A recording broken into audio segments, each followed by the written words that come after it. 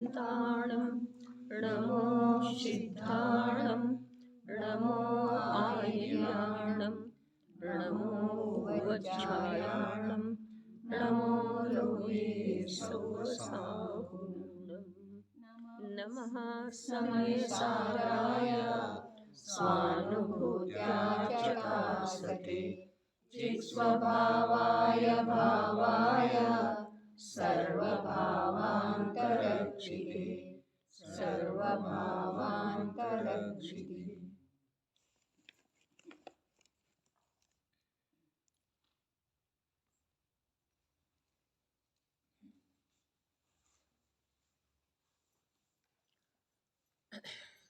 ಭರತ ಕ್ಷೇತ್ರದ ಭಗವಾನ್ ಸ್ವರೂಪವಿರುವ ಸಮಯಸಾರ ಪರಮಾಗಮದ ಮೇಲೆ ಅಮೃತ ಚಂದ್ರಾಚಾರ್ಯ ದೇವರು ಬರೆದಿರುವ ಆತ್ಮಖ್ಯಾತಿ ಟೀಕೆಯ ಮಧ್ಯದಲ್ಲಿ ಉದಿಸಿ ಬಂದಿರುವಂಥ ಕಲಶ ರೂಪದ ಕಾವ್ಯಗಳ ಮೇಲೆ ರಾಜಮಲ್ ಜಿ ಪಾಂಡೆಯವರು ಬರೆದಿರುವ ಬಾಲಬೋಧಿನಿ ಟೀಕೆಯ ಸ್ವಾಧ್ಯಾಯ ನಡೆದದ್ದಿದೆ.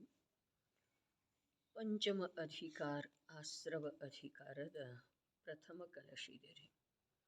ಅಥ ಮಹಾಮದ ನಿರ್ಭರ ಮಂಥರಂ ಸಮರರಂಗಪರಾಗತಂ ಆಶ್ರವಂ ಅಯಂ ಉದಾರ ಗಂಭೀರ ಮಹೋದಯೋ ಜಯತಿ ದುರ್ಜಯ ಬೋಧ ಧನುರ್ಧರಃ. ಅಥ ಅಯಂ ದುರ್ಜಯ ಬೋಧ ಧನುರ್ಧರಃ ಆಶ್ರವಂ ಜಯತಿ.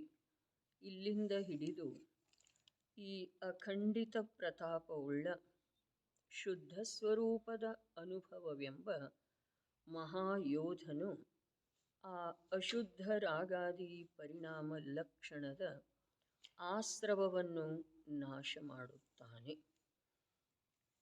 ಇಲ್ಲಿ ಆಶ್ರವದ ಅಧಿಕಾರ ಆಗ್ತಾ ಇದೆಯೋ ಅಥವಾ ಶುದ್ಧ ಸ್ವರೂಪದ ಅನುಭವದ ಅಧಿಕಾರ ನಡೀತಾ ಇದೆ? ಆಶ್ರವ ಅಧಿಕಾರ ಇದೆಯಲ್ಲ, ಇದು ಇಲ್ಲಿಂದ ಹಿಡಿದು ಆಶ್ರವ ಅಧಿಕಾರ ಹೇಳುತ್ತಾರೆ ಅಂಥೇಳಿ ಈ ಪದಖಂಡ ಆದಮೇಲೆ ಹೇಳ್ತಾರೆ. ಆದರೆ ಇಲ್ಲಿಂದ ಹಿಡಿದು ಏನು ನಡೀತಿದೆ ಆಶ್ರವದ ಅಧಿಕಾರ. ಆಶ್ರವದ ಅಧಿಕಾರದ ಮುಖ್ಯತೆಯಿಂದ ಶುದ್ಧ ಸ್ವರೂಪದ ಅನುಭವವನ್ನು ತಿಳಿಸಿಕೊಡ್ತಾರೆ. ರಾಜ್ಯ ಯಾರ್ದಿದೆ? ರಾಜ್ಯ ಆಶ್ರವದ ಅರ್ಥಾತ್ ದುಷ್ಟರದ ಇದೆ. ದುಷ್ಟರದ ರಾಜ್ಯ ಇರುವೆಳೆದೊಳಗ ಆ ರಾಜ್ಯದೊಳಗ ಪ್ರಜೆಗಳ ಸಜ್ಜನ ಶಿಷ್ಟ ಪುರುಷನ ಅನುಸರಣೆ ಮಾಡಿ ಆಗೋದಿದೆ. ರಾಜ್ಯ ದುಷ್ಟಂದ ಇದೆ, ದುಷ್ಟ ದೊರೆದ್ದ ಇದೆ. ಆದ್ರೆ ಆ ರಾಜ್ಯದ ಪ್ರಜೆಗಳೆಲ್ಲ ಒಬ್ಬ ಶಿಷ್ಟ ಸಜ್ಜನ ಧರ್ಮಾತ್ಮ ಪುರುಷ ಅದನ್ನಲ್ಲ, ಒಬ್ಬ ಸಜ್ಜನ ಪುರುಷ ಅದನ್ನಲ್ಲ, ಅವನ ಅನುಸರಣೆ ಮಾಡಿ ನಡೆಯೋದಿದೆ. ಹಾಗಾದ್ರೆ ಆ ದುಷ್ಟ ಕೊಡುವಂಥ ಕಿರುಕುಳದಿಂದ ಪ್ರಜೆಗಳ ದುಃಖಿಯಾಗ್ತಾರೋ ಅಥವಾ ಆಗುವುದಿಲ್ಲ. ಮೊದಲ ದೃಷ್ಟಾಂತ ನೋಡೋಣ, ಆಮೇಲೆ ದಾಷ್ಟಾಂತಕ್ಕೆ ಹೋಗೋದಿದೆ. ರಾಜ್ಯ ದುಷ್ಟಂದ ನಡೀತಾ ಇದೆ ಒಂದು ಮಾತು. ಆ ರಾಜ್ಯದೊಳಗಿರುವಂಥ ಪ್ರಜೆಗಳೆಲ್ಲ ಅದೇ ರಾಜ್ಯದಲ್ಲಿ ಇರುವಂಥ ಒಬ್ಬ ಸಜ್ಜನ ಪುರುಷನ ಅನುಸರಣೆ ಮಾಡಿ ಆಚರಣೆ ಮಾಡ್ತಾ ಇದ್ದಾರೆ, ನಡೀತಾ ಇದ್ದಾರೆ. ಹಾಗಾದ್ರೆ ದುಷ್ಟನ ದೊರೆ ಅಂದಮೇಲೆ ಅವ್ನು ಕಿರುಕುಳ ಕೊಡವನಲ್ಲ, ತೊಂದರೆ ಕೊಡವನಲ್ಲ, ಕಷ್ಟ ಕೊಡವನ, ಪೀಡೆ ಕೊಡವನ. ಹಾಗಾದ್ರೆ ಆ ರಾಜ್ಯದ ಪ್ರಜೆಗಳ ತೊಂದರೆಗೆ ಈಡಾಗ್ತಾರೋ ಅಥವಾ ಇಲ್ಲ?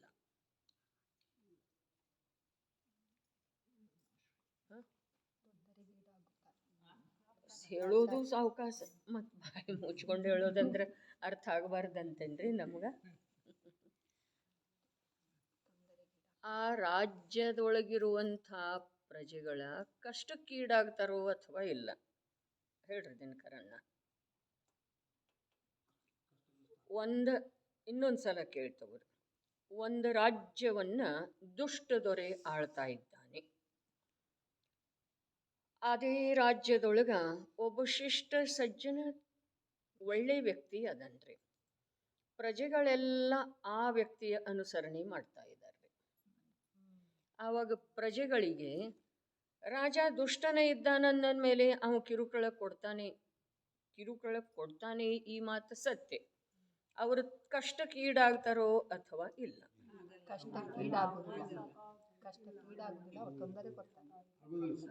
ಯಾಕ್ರೆ ಸಜ್ಜನನ ಅನುಸರಣೆ ಮಾಡ್ತಾ ಇದ್ದಾರೆ. ಅವರದ ಧನ ಕಸ್ಕೊಂಡವ ದೊರೆ ದುಃಖಿ ಆಗ್ತಾರೇನಿಲ್ರಿ ಪ್ರಜೆಗಳ? ಇಲ್ಲ. ಯಾಕಂತಂದ್ರ ಆ ಸಜ್ಜನ ಹೇಳ್ತಾ ಇದ್ದಾನೆ, ಧನ ಕಸ್ಕೊಳ್ಬಹುದ, ನಮ್ಮ ಅಂತರಂಗದ ಶಾಂತಿ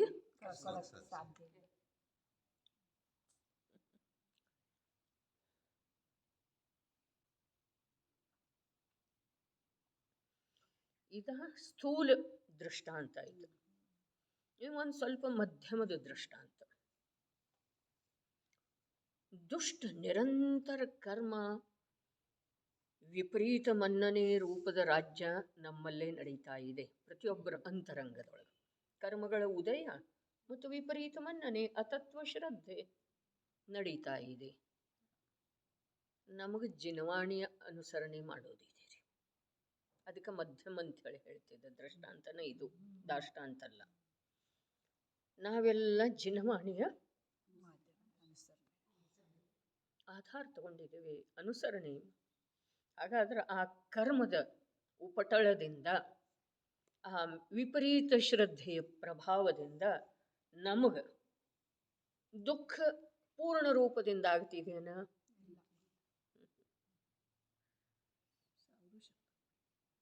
ಪೂರ್ಣ ರೂಪದಿಂದ ದುಃಖ ಆಗುವುದಿಲ್ಲ.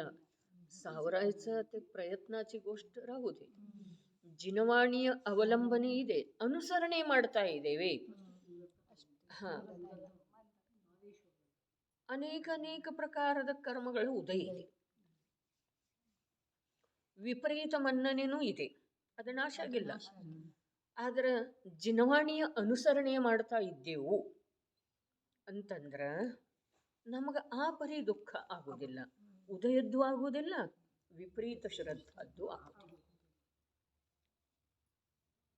ವಿಪರೀತ ಶ್ರದ್ಧಾ ನಾಶನ ಆಗಿ ಹೋಗಬೇಕು, ಕರ್ಮದ ಉದಯ ಉಪಶಮನ ಆಗಬೇಕು, ಹೀಗೆ ನಿಯಮ ಇಲ್ರಿ. ನಾವು ಪ್ರಗಟ ಜ್ಞಾನದೊಳಗ ಜಿನವಾಣಿಯಲ್ಲಿ ಯಾವ ಪ್ರಕಾರ ತತ್ವಗಳ ನಿರೂಪಣೆ ಇದೆಯೋ,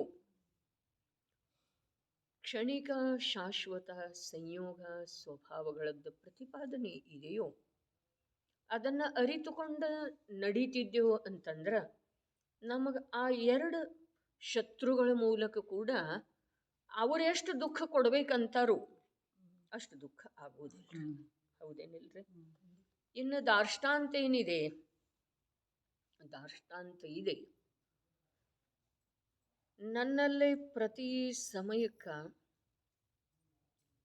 ಆಶ್ರವಯೋಗ್ಯ ವಿಕಾರಿ ಭಾವ ಇದಾವೆ. ಆಶ್ರವಯೋಗ್ಯ ವಿಕಾರಿ ಭಾವ ಇದಾವೆ.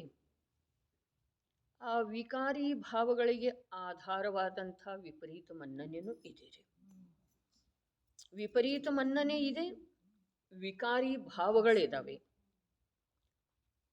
ಆ ಸಮಯದೊಳಗ ನನ್ನ ಪ್ರತಿ ಸಮಯದ ಯಾವ ಚೈತನ್ಯ ಸ್ವಭಾವ ಇದೆಯಲ್ಲ, ಚೈತನ್ಯ ಸ್ವಭಾವ,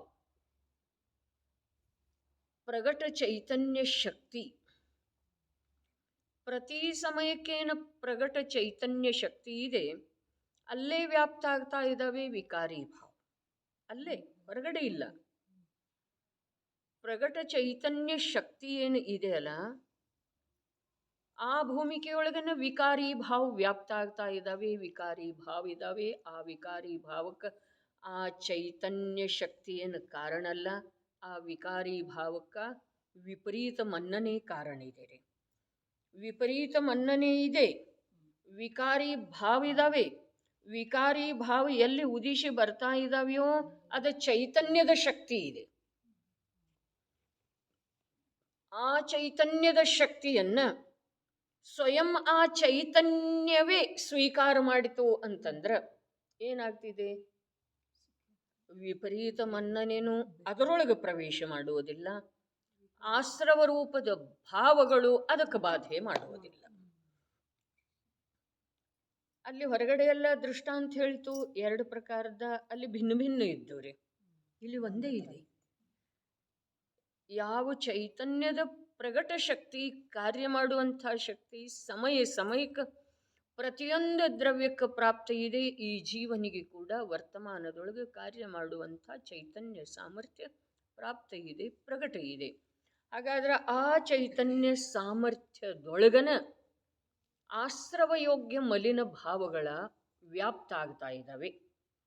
ಆ ಚೈತನ್ಯ ಸಾಮರ್ಥ್ಯದೊಳಗನ, ಚೈತನ್ಯ ಶಕ್ತಿಯೊಳಗನ ಮಲಿನ ಭಾವಗಳ ಕರ್ಮದ ಆಶ್ರವಯೋಗ್ಯ ಮಲಿನ ಭಾವಗಳ ವ್ಯಾಪ್ತ ಆಗ್ತಾ ಇದ್ದಾವೆ.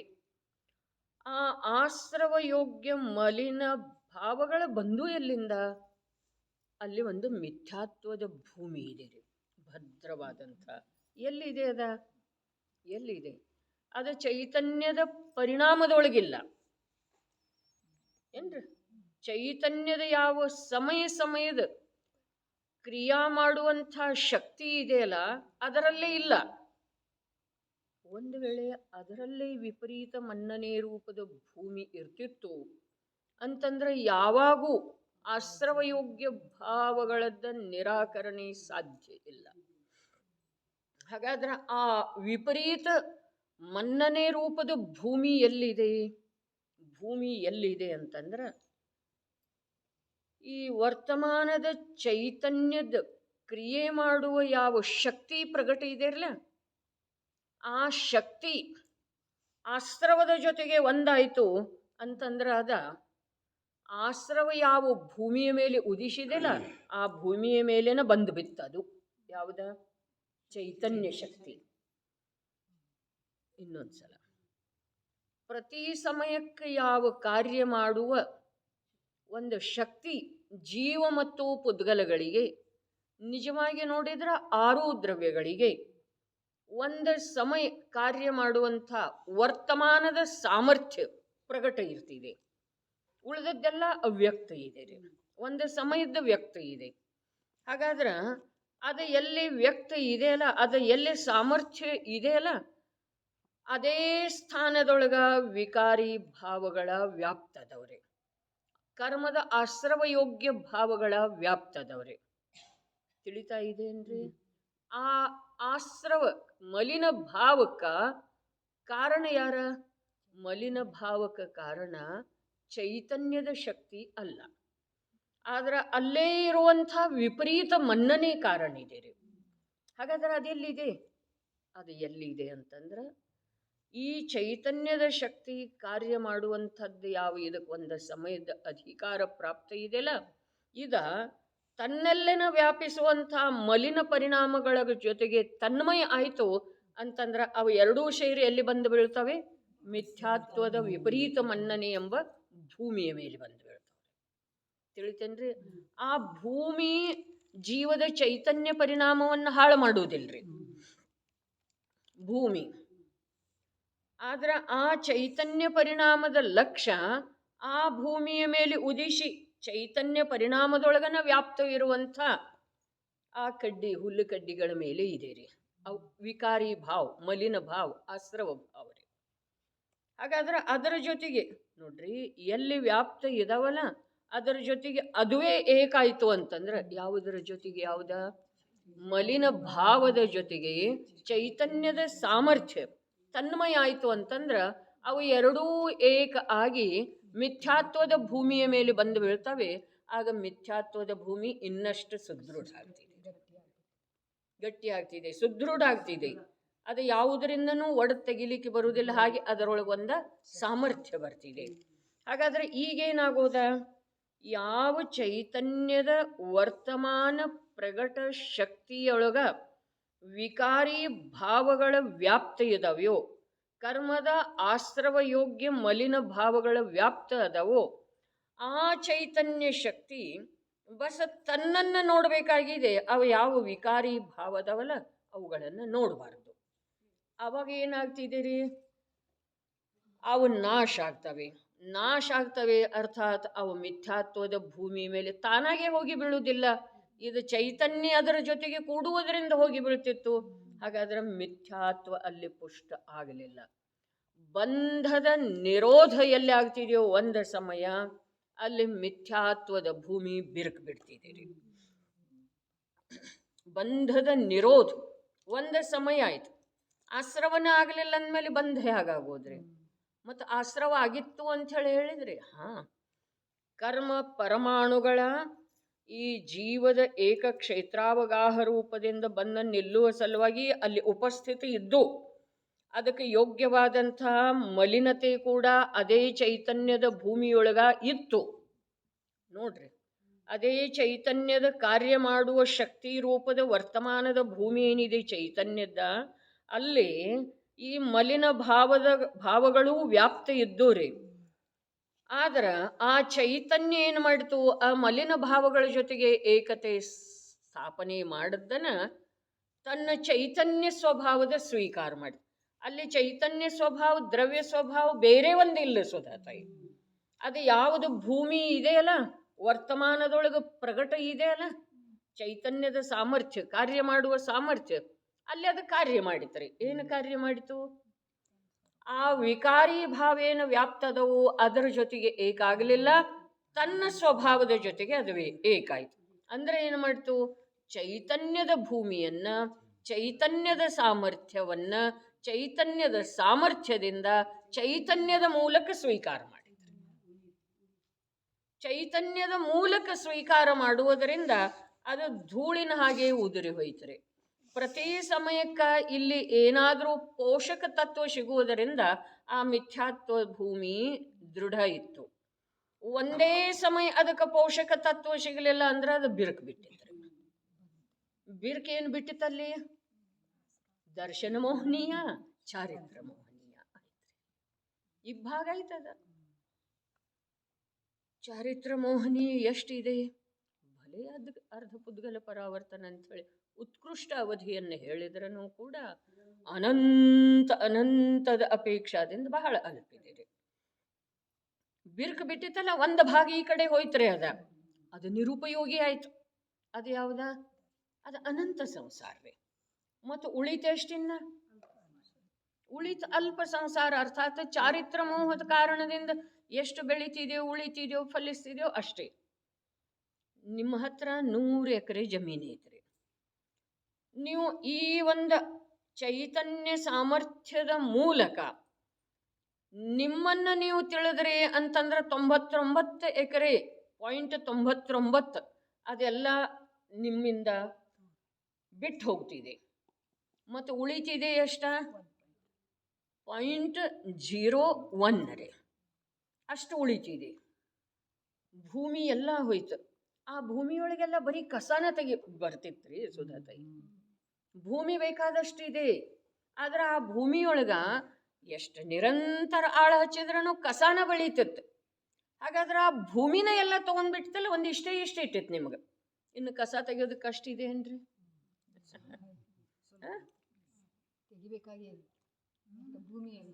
ತೆಗಿಲಿಕ್ಕೆ ಬೇಕಲ್ಲಪ್ಪ. ಉಳಿತು ಬಹಳ ಕಮ್ಮಿ ಜಮೀನು ಉಳಿತು. ಅದರಷ್ಟದ ಮಾತಲ್ಲ, 99.99 ಇಲ್ಲ. ಇದು ಲೆಕ್ಕದೊಳಗೆ ಭೂಮಿನೇ ಹೋಯ್ತು. ಉಳಿತೆ ಎಷ್ಟ?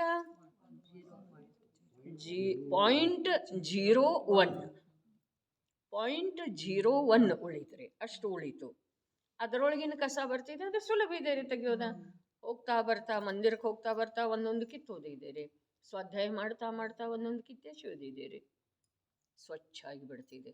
ಆಮೇಲೆ ಏನಾಗ್ತಿದೆ ರೀ, ಇದು ಸ್ವಚ್ಛ ಆಯಿತು ಅಂತಂದ್ರೆ ಇದು ಸ್ವಚ್ಛ ಆಗುವಷ್ಟು ಸಮಯದೊಳಗೆ ಅದೇನು ನನ್ನದೇ ಆದಂಥದ್ದು ಭೂಮಿ ಇತ್ತಲ್ಲ, ಅದು ಇದೆಷ್ಟು ಸ್ವಚ್ಛ ಆದೋತು ಅಷ್ಟು ಅದು ಸ್ವಯಮೇವ ಸ್ವಚ್ಛ ಆಗಿ ನಮ್ಮ ಅಧೀನ ಬರ್ತಿದೆ. ಅದನ್ನು ಸ್ವಚ್ಛ ನಾವು ಮಾಡೋದು ಬೇಕಾಗಿಲ್ಲ, ಬರೀ ಬಿರುಕು ಬಿಟ್ಟರೆ ಸಾಕು. ಅದರೊಳಗೆ ಅದು ತಾನೇ ಸ್ವಚ್ಛ ಆಗ್ತಿದೆ ಮತ್ತು ನಮ್ಮ ವಶಕ್ಕೆ ಬರ್ತಿದೆ. ಸಂಪೂರ್ಣ ಭೂಮಿ ವಶಕ್ಕೆ ಬರ್ತಿದೆ ಅಂತಂದ್ರೆ ಪರಿಪೂರ್ಣ ಆನಂದದ ಪ್ರಕಟತೆ ಆಗ್ತಿದೆ. ಇಷ್ಟಿದ ದೃಷ್ಟಾಂತ. ಆಶ್ರವದ ನಾಶ ಯಾರು ಮಾಡಿದ್ರು? ಯಾವಾಗ ಮಾಡಿದ್ರು? ಒಂದು ಸಮಯದ ಸಲುವಾಗಿ ಮಾಡಿದ್ರು ಅಥವಾ ಸಾದಿ ಅನಂತ ಕಾಲದ ಸಲುವಾಗಿ ಮಾಡಿದ್ರು? ಒಂದು ಸಮಯದ ಸಲುವಾಗಿ ಮಾಡಿದ್ರು ಅನ್ನೋದ ಪೂರ್ಣ ಸತ್ಯ. ಸಾದಿ ಅನಂತ ಕಾಲದ ಸಲುವಾಗಿ ಮಾಡಿದರನ್ನೋದ ಅದರೊಳಗೆ ಗರ್ಭಿತ ಸತ್ಯ. ತಿಳಿತೇನ್ರಿ? ಅದನ್ನು ಸ್ವಚ್ಛ ಹೇಗೆ ಮಾಡಿದರು, ಆಶ್ರವ ರಹಿತ ಹೇಗೆ ಮಾಡಿದರು. ಒಂದು ಸಮಯದ ಆಶ್ರವವನ್ನು ತಡೆದ್ರೆ ಸಾಕು, ಮುಂದೇನಾಗ್ತಿದ್ದೀರಿ, ಮುಂದ ಆ ಅನಂತ ಕಾಲದ ಯಾವ ಸಾದಿ ಅನಂತ ಯಾವ ಆಶ್ರವದ ನಿರೋಧ ಇದೆಯಲ್ಲ ಅದರೊಳಗೆ ಗರ್ಭಿತ ಇದೆ. ಅರ್ಥಾತ್ ಆಮೇಲೆ ಆ ಆಶ್ರವದ ನಾಶ ಮಾಡೋದ ಬಹಳ ಸುಲಭ ಆಗ್ತಿದೆ. ಬಹಳ ಸುಲಭ ಹೇಗಾಗ್ತಿದೆ, ಮಿಥ್ಯಾತ್ವ ಹೋಯ್ತಲ್ಲ. ಆಮೇಲೆ ಅವಿರತಿಯನ್ನು ನಾಶ ಮಾಡೋದ, ಮಿಥ್ಯಾತ್ವದಷ್ಟು ಪುರುಷಾರ್ಥ ಇಲ್ಲ, ಮಿಥ್ಯಾತ್ವದಷ್ಟು ಬಲ ಬೇಕಾಗಿಲ್ಲ. ಯಾಕೆ ಅಂತಂದ್ರೆ ಅಲ್ಲಿ ಅನುಭೂತಿಯ ಬಲ ಇದೆ ರೀ, ಅನುಭೂತಿಯ ಬಲ ಇದೆ. ಬಲ ಅಂತೂ ಅಷ್ಟೇ ಇರ್ತಿದೆ, ಆದ್ರೆ ಅಲ್ಲಿ ಶುದ್ಧ ಸ್ವರೂಪದ ಅನುಭೂತಿ ಅನುಭೂತಿ ಮೊದಲು ಇರಲಿಲ್ಲ ಅಂತೇಳಿ ಎಲ್ಲಾ ಪ್ರಯತ್ನ ಇದುವೇ ಮಾಡೋದಿತ್ತು. ಏಕಾಕಿ ಪರ್ಯಾಯ, ಏಕಾಕಿ ಒಂದು ಸಮಯದ ಪರ್ಯಾಯ ಮಾಡೋದಿತ್ತು. ಈಗ ತ್ರಿಕಾಲಿ ಧ್ರುವ ದ್ರವ್ಯದ ಬಲ ಪ್ರಾಪ್ತ, ನಾನು ತ್ರಿಕಾಲಿ ಇದ್ದೇನೆ ಅದು ಘೋಷಣಾ ಮಾಡಿ ಹೋಯ್ತ್ರಿ. ಯಾವುದ ಒಂದು ಸಮಯ ಆಶ್ರವದ ಭಾವದ ಜೊತೆಗೆ ಅಥವಾ ಕರ್ಮಾಶ್ರವ ಯೋಗ್ಯ ಮಲಿನತೆ ಇರುವಂಥ ಯಾವ ಅಂಶ ಸ್ವರೂಪದಲ್ಲೇನ ವ್ಯಾಪ್ತ ಇತ್ತು ಅದರ ಜೊತೆಗೆ ಏಕತೆ ಮಾಡಿದ್ದನ ಸ್ವರೂಪ ರೂಪದಿಂದ ಉಳಿತದ, ಸ್ವರೂಪದ ಅನುಭವ ಮಾಡಿತ, ಸ್ವರೂಪದ ಸ್ವೀಕಾರ ಮಾಡಿತ, ಸ್ವರೂಪದ ಸ್ವೀಕಾರ ಸ್ವರೂಪದಿಂದ ಮಾಡಿತ. ಹೀಗಾಗುವುದರಿಂದ ಅಲ್ಲೇನಾಯ್ತು, ನಾನು ತ್ರಿಕಾಲಿ ಇದ್ದೇನೆ, ಶುದ್ಧ ಇದ್ದೇನೆ, ಅನಂತ ಗುಣ ರತ್ನಾಕರನಿದ್ದೇನೆ, ನನ್ನಲ್ಲೇ ಅಶುದ್ಧತೆಯ ಪ್ರವೇಶ ಇಲ್ಲ, ನನ್ನಲ್ಲೇ ಕರ್ಮದ ಪ್ರವೇಶ ಇಲ್ಲ, ನನ್ನಲ್ಲೇ ದೇಹ ಇಲ್ಲ, ರೋಗ ಇಲ್ಲ, ದರಿದ್ರತೆ ಇಲ್ಲ, ಸಹಾಯ ಅಸಹಾಯ ಯಾವುದು ವಿಕಲ್ಪ ಇಲ್ಲ ಅಂಥೇಳಿ ಆ ಜ್ಞಾನಕ್ಕೆ ನಿರ್ಣಯ ಆಗಿ ಹೋಯಿತು. ಹಾಗಾದ್ರೆ ಇನ್ನು ಬರುವಂಥ ಒಂದೊಂದು ಸಮಯದ ಪರ್ಯಾಯ ಅದವಲ್ಲ, ಆ ಸಮಸ್ತ ಪರ್ಯಾಯಕ್ಕೆ ಇದರದ್ದು ಬಲ ಬರ್ತದೆ. ಬರುವುದರಿಂದ ಎಷ್ಟೆಷ್ಟು ಇದರದ ಬಲ ಬರ್ತಿದೆಯೋ ಅಷ್ಟಷ್ಟ ಅದಲ್ಲಿ ಯುದ್ಧ ರಂಗದೊಳಗ ಯಶಸ್ವಿ ಆಗ್ತೈತಿ. ಯುದ್ಧ ಏನೂ ಮಾಡುವುದಿಲ್ಲ, ಬಸ್ ಗಂಭೀರ ಇದೆ ರೀ, ಅದ ಗಂಭೀರ ಇದೆ. ಗಂಭೀರ ಶಬ್ದದ ಅರ್ಥ ಶಾಶ್ವತ ಮಾಡಿದಾರ್ರಿ, ಮಾಡಿದಾರ ಅಥವಾ ಇಲ್ಲ ನೋಡ್ರಿ. ಬಹಳ ಅದ್ಭುತ ಇದೆ ರೀ. ಉದಾರದ ಶಾಶ್ವತ, ಗಂಭೀರದ ಅನಂತ ಶಕ್ತಿಯಿಂದ ವಿರಾಜಮಾನ. ನಡೀರಿ, ಇಲ್ಲಿಂದ ಹಿಡಿದು ಆಶ್ರವದ ಸ್ವರೂಪವನ್ನು ಹೇಳುತ್ತಾರೆ. ಇಲ್ಲಿಂದ ಹಿಡಿದು ಆಶ್ರವದ ಸ್ವರೂಪವನ್ನು ಹೇಳುತ್ತಾರೆ. ನಮಗೆ ತೋರ್ಸವ್ರ ಏನ, ಆಶ್ರವ ತೋರ್ಸವ್ರು, ಆಶ್ರವದ ಸ್ವರೂಪ ತೋರ್ಸವ್ರು. ಮತ್ತೆ ಹೇಗಿದ್ದಾನೆ ಜ್ಞಾನಯೋಧನು ಅಂಥೇಳಿ ಇಲ್ಲೇ ಪ್ರಶ್ನೆ ಮಾಡಿದರು. ಮೊದಲ ಆಶ್ರವದ ಸ್ವರೂಪವನ್ನು ತೋರಿಸ್ತಾರೋ ಅಥವಾ ಜ್ಞಾನಯೋಧನನ್ನು ತೋರಿಸ್ತಾರೋ? ನಡೀರಿ, ಅಲ್ಲೇನು ಹೇಳ್ತಾರೆ ನೋಡ್ರಿ. ಇಲ್ಲಿಂದ ಹಿಡಿದು ಆಶ್ರವದ ಸ್ವರೂಪವನ್ನು ಹೇಳುತ್ತಾರೆ. ಹೇಗಿದ್ದಾನೆ ಆ ಜ್ಞಾನಯೋಧನು? ಇವು ಜಿಜ್ಞಾಸು ಅಥವಾ ಪಾತ್ರ ಶಿಷ್ಯ ಹೀಗಿದ್ದಾನಲ್ಲ, ಎದುರಿಗೆ ಗುರುಗಳ ಎದುರಿಗೆ ಕೂತಂಥ ಗುರುಗಳು ಹೇಳ್ತಾರೆ, ಇಲ್ಲಿಂದ ಹಿಡಿದು ಆಶ್ರವದ ಸ್ವರೂಪವನ್ನು ಹೇಳಲಾಗುತ್ತದೆ. ಸರಿ ಇದೆ, ನಾನು ಆಶ್ರವದ ಸ್ವರೂಪವನ್ನು ತಿಳ್ಕೊಳ್ಳಿಕ್ಕೆ ಸಿದ್ಧ ಇದ್ದೇನೆ, ಆದರೆ ಜ್ಞಾನ ಯೋಧ ಹೇಗಿದ್ದಾನೆ ಹೇಳ್ರಿ. ಆಗ ಮೊದಲು ಜ್ಞಾನ ಯೋಧನ ಮಾತು ಹೇಳ್ತಾರ್ರಿ, ಆಮೇಲೆ ಆಶ್ರವದ ಮಾತು ಹೇಳ್ತಾರ್ರಿ. ಅದ್ಭುತ ಮಾತು ಇದೆ ರೀ. ಉದಾರ, ಅವ್ ಜ್ಞಾನ ಯೋಧ ಹೇಗದನು? ಉದಾರ. ನಮ್ಮ ಡಾಕ್ಟರ್ ಎಂಥವದನ್ರಿ? ಮರಣದ ಕೈಯೊಳಗದನ್ರಿ. ತಾಯಿಯೋ ತಂದೆಯೋ ಬಂಧುವೋ ಬಳಗವೋ ಎಲ್ಲರೂ ಯಮನ ಕೈಯಲ್ಲಿ. ನಮ್ಮ ಡಾಕ್ಟರ, ನಮ್ಮ ವೈಭವ, ನಮ್ಮ ಸುಖದ ಸಾಧನ ಇವೆಲ್ಲ ಎಲ್ಲದವ್ರಿ? ಅಶಾಶ್ವತ ಅದಾವ್ರಿ, ಕರ್ಮಾಧೀನ ಅದಾವು, ಕ್ಷಣಿಕದವ್ರಿ. ಹಾಗಾದ್ರೆ ಇವು ಎಂಥವದನು? ಇವು ಜ್ಞಾನಯೋಧ ಎಂಥವದನು? ಶಾಶ್ವತದನ್. ಮೊದಲು ಶಾಶ್ವತದನಂದ ಮೇಲೆ ವಿಶ್ವಾಸ 100ಕ್ಕೆ 100 ಆಗ್ತಿದೆಯೇನು? 50% ಆಗ್ತಿದೆ. ಈ ಜ್ಞಾನಯೋಧ ಹೇಗದನು? ಶಾಶ್ವತದನು. ನಿನಗೊಂದು ಈ ಆಸ್ತಿ ಮಾಡ್ತೇನೆ ನೋಡಪ್ಪ ಅಂಥೇಳಿ ಹೇಳಿದ ನಂತರ ಈ ಆಸ್ತಿ ನೀನಿರೋ ತನಕ ಈ ಆಸ್ತಿ ನಿನ್ನ ಹೆಸರಿಗೆ ಇರ್ತಿದೆ. ಹೀಗೆ ಹೇಳಿದ ನಂತರ ಮತ್ತೆ ಸಂದೇಹ ಬರ್ತಿದೆ. ಇಂಥದ್ದೊಂದು ಆಸ್ತಿ ನೀನಿರುವವರೆಗೆ ನಿನ್ನ ಹೆಸರಿಗೆ ಇರ್ತೈತೆ, ಹಾಗಾದ್ರೆ ನಾನಂತೂ ಅನಂತ ಕಾಲ ಇರ್ತೇನೆ. ಹಾಗಾದ್ರೆ ಈ ಜ್ಞಾನ ರೂಪದ ಯಾವ ಯೋಧ ಅದನಲ್ಲ, ಅವನಿನ್ನ ರಕ್ಷಣೆಯ ಸಲುವಾಗಿ ಅನಂತ ಕಾಲ ಇರ್ತಾನೆ. ನಿನಗೆ ಸುರಕ್ಷತೆಯನ್ನು ಒದಗಿಸಲಾಗುತ್ತದೆ. ನನಗೆ ಭಯ ಇದೆ ಅಂಥೇಳಿ ಪೊಲೀಸ್ ಕಂಪ್ಲೇಂಟ್ ಮಾಡಿದ ನಂತರ ನಮಗೆ ಸುರಕ್ಷಾ ಒದಗಿಸ್ತಾರಲ್ಲ, ಎಲ್ಲಿ ತನಕ ನೀ ಎಲ್ಲೆಲ್ಲಿ ಹೋಗ್ತೀಯ ಅಲ್ಲೆಲ್ಲೆಲ್ಲ ನೀ ಇರೋ ತನಕ ನೀ ಕಾಳಜಿನ ಮಾಡಬೇಡ. ಹೀಗೆ ಹೇಳಿದ ನಂತರ ಇಲ್ಲಿಯೂ ಅದೇ ಪ್ರಕಾರ ಜ್ಞಾನ ಯೋಧ ಹೇಗಿದ್ದಾನೆ, ನೀ ಕಾಳಜಿನ ಮಾಡಬೇಡ. ನೀ ಎಲ್ಲಿ ಹೋದ್ರೂ ನಿನ್ನ ಜೊತೆಗೆ. ನರಕಕ್ಕ ಮಹಾವೀರ ಪ್ರಭು ಹೋಗ್ಲಿಲ್ಲ, ಆದ್ರೆ ಶ್ರೇಣಿಕ ರಾಜನಲ್ಲಿ ಉತ್ಪನ್ನ ಆಗಿತ್ತಲ್ಲ, ಅದು ಸಮ್ಯಕ್ ಜ್ಞಾನ ಹೋಯ್ತ್ರಿ. ಜ್ಞಾನ ಯೋಧ. ನೀ ಪಾಪ ಮಾಡಿದಿ ಮತ್ತು ನಾ ಯಾತಕ್ಕೆ ನಿನ್ನ ಜೊತೆಗೆ ಬರಲಿ ಅನ್ಲಿಲ್ಲ. ಆದ್ರೆ ಮಹಾವೀರ ಪ್ರಭು ಅಂದರ್ರಿ, ನೀ ಮಾಡಿದೆ ಅಂದಮೇಲೆ ನೀನ ಹೋಗ್ಬೇಕಾಗೋದು. ಹಾಗಾದ್ರೆ ಮಹಾವೀರ ಪ್ರಭು ನಮ್ಮವ್ರೇನ? ನಮ್ಮ ಜ್ಞಾನ ನಮ್ಮದ್ರಿ. ಮಣ ಎಲ್ಲ ಕಠಿಣ ಪಡ್ತೇನೆ. ಮಹಾವೀರ ಪ್ರಭು ಶ್ರೇಣಿಕನ ಜೊತೆ ಹೋಗ್ಲಿಲ್ಲ. ಶ್ರೋತೃಗಳಲ್ಲೇ ಅಗ್ರ ಶ್ರೋತೃ, ಸಮವಸರಣದೊಳಗೆ ಶ್ರೇಷ್ಠ ಮುಖ್ಯ. ಹಾಗಾದ್ರೆ ಅವನಿಗೆ ನರಕಕ್ಕೆ ಹೋಗೋದು ಅನಿವಾರ್ಯ ಆಯ್ತಲ್ಲ. ಏನು ಮಾಡ್ಲಿಪ್ಪ, ನನಗೆ ನಿನ್ನ ಜೊತೆ ಬರೋದಿಲ್ಲ. ನನ್ನಂತೂ ಮೋಕ್ಷ ಟಿಕೆಟ್ ಆಗೈತಲ್ಲ, ನನಗಲ್ಲಿ ಹೋಗೋದು ಅನಿವಾರ್ಯ ಐತಿ. ಅದನ್ನು ಬದಲಾಯಿಸಕ್ಕೆ ಬರೋದಿಲ್ಲ. ರಿಸರ್ವೇಷನ್ ಆಗಿತ್ತು ನಮ್ಗೆ. ಮತ್ತು ಬದಲಾಯಿಸೋದ್ರೆ ಯಾತಕ್ಕೆ ಬದಲಾಯಿಸೋದು? ನಂದು ಒಳ್ಳೆಯ ಸ್ಥಾನಕ್ಕೆ ಟಿಕೆಟ್ ಆದದ್ದೈತಿ, ನೀನು ಗೊತ್ತಿಲ್ಲದ ತೆಗೆದ್ದೀಪ, ನಿನ್ನ ಅಪರಾಧದಿಂದ ತೆಗೆದ್ದಿ. ಹಾಗಾದ್ರೆ ನಿನ್ನ ಜೊತೆಗೆ ನಾ ಹೇಗೆ ಬರೋದು?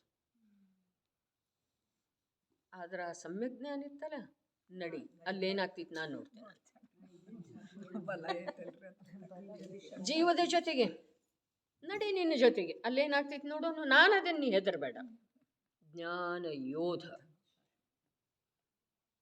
ಇದೇನಿಲ್ರಿ ಅದ್ಭುತ. ಎದ್ದು ಕುಣಿಯೋ ಹಾಗೆ ಇದೆಯೋ ಅಥವಾ ಒಳಗೆ ಇಳಿಯೋ ಹಾಗೆ ಇದೆ? ಕುಣಿದ್ರೆ ಕುಣಿಯೋ ಹಾಗೇನೂ ಇದೆ, ಇಳಿಯೋ ಹಾಗೇನೂ ಇದೆ. ನಾವು ಮಹಾವೀರರನ್ನು ನಂಬಿದೆವು. ಅರೆ, ಮಹಾವೀರ ಹೇಳುವುದನ್ನು ನಂಬಲಿಲ್ಲ. ಮಹಾವೀರರನ್ನು ನಂಬೋದೇನಿದೆ? ಉಸ್ಕಾ ಫಲ ಸಂಸಾರ. ಹಸ್ತಾವಲಂಬನ್ ಅಂಥೇಳಿ, ಅದು ಹಸ್ತಾವಲಂಬನ ಶಬ್ದ ಹೇಳಿಲ್ಲ ಅವ್ರು. ಸಹಚರ. ನಮ್ಮಲ್ಲೇ ಹಸ್ತಾವಲಂಬನ ಇದೆ ರೀ, ನಮ್ಮ ಕನ್ನಡದೊಳಗೆ. ಅಂದ್ರನ ಸಹಚರ, ಅಂದ್ರನ ಹಸ್ತಾವಲಂಬನ. ಈಗ ಬೆಟ್ಟ ಹತ್ತು ವೇಳೆದೊಳಗ ನೀವು ನಮ್ಮ ಜೊತೆಗಿದ್ರಿ, ಇದ್ರೇನಿಲ್ಲ, ಸತ್ಯ ಮಾತು ಇದೆಯಲ್ಲ, ಪೂರಾ ನನ್ನ ಜೊತೆಗಿದ್ರಿ, ನನಗೇನು ಮಾಡ್ರಿ? ಆದ್ರ ಸಹಕಾರ ಮಾಡಿದ್ರು ಅಥವಾ ಇಲ್ಲ? ನನ್ನ अंतरंग ಕೇಳಿದರೆ सहकार आयतो अथवा ಇಲ್ಲ? तुमच्या बरोबर पण ह्यांनी होते. तुम्हाला सहकार झाले की नाही? काय केले? उचलून वर ठेवले त्यांनी? नाहीच. ಇಷ್ಟ ನಿಮಿತ್ತ ಇದೆ ರೀ. ಶುದ್ಧ ನಯದ ಹಸ್ತಾವಲಂಬನ ಅಂತ ಹೇಳಿ ವ್ಯವಹಾರ ಬಹಳಷ್ಟು ಹೇಳಿದ್ದಾರೆ ಜಿನವಾಣಿಯಲ್ಲಿ. ಶುದ್ಧ ನಯದ ಹಸ್ತಾವಲಂಬನ ಕಾರ್ಯ ಶುದ್ಧ ನಯದಿಂದ ಆಗೋದಪ್ಪ. ವ್ಯವಹಾರ ಅದಕ್ಕೆ ಹಸ್ತಾವಲಂಬನ ಅಂತ ಹೇಳಿ ಬಹಳಷ್ಟು ಇದೆ. ಬದ್ಧಾಕಹೆ ಬಹಳಷ್ಟು ಹೇಳಿದರು.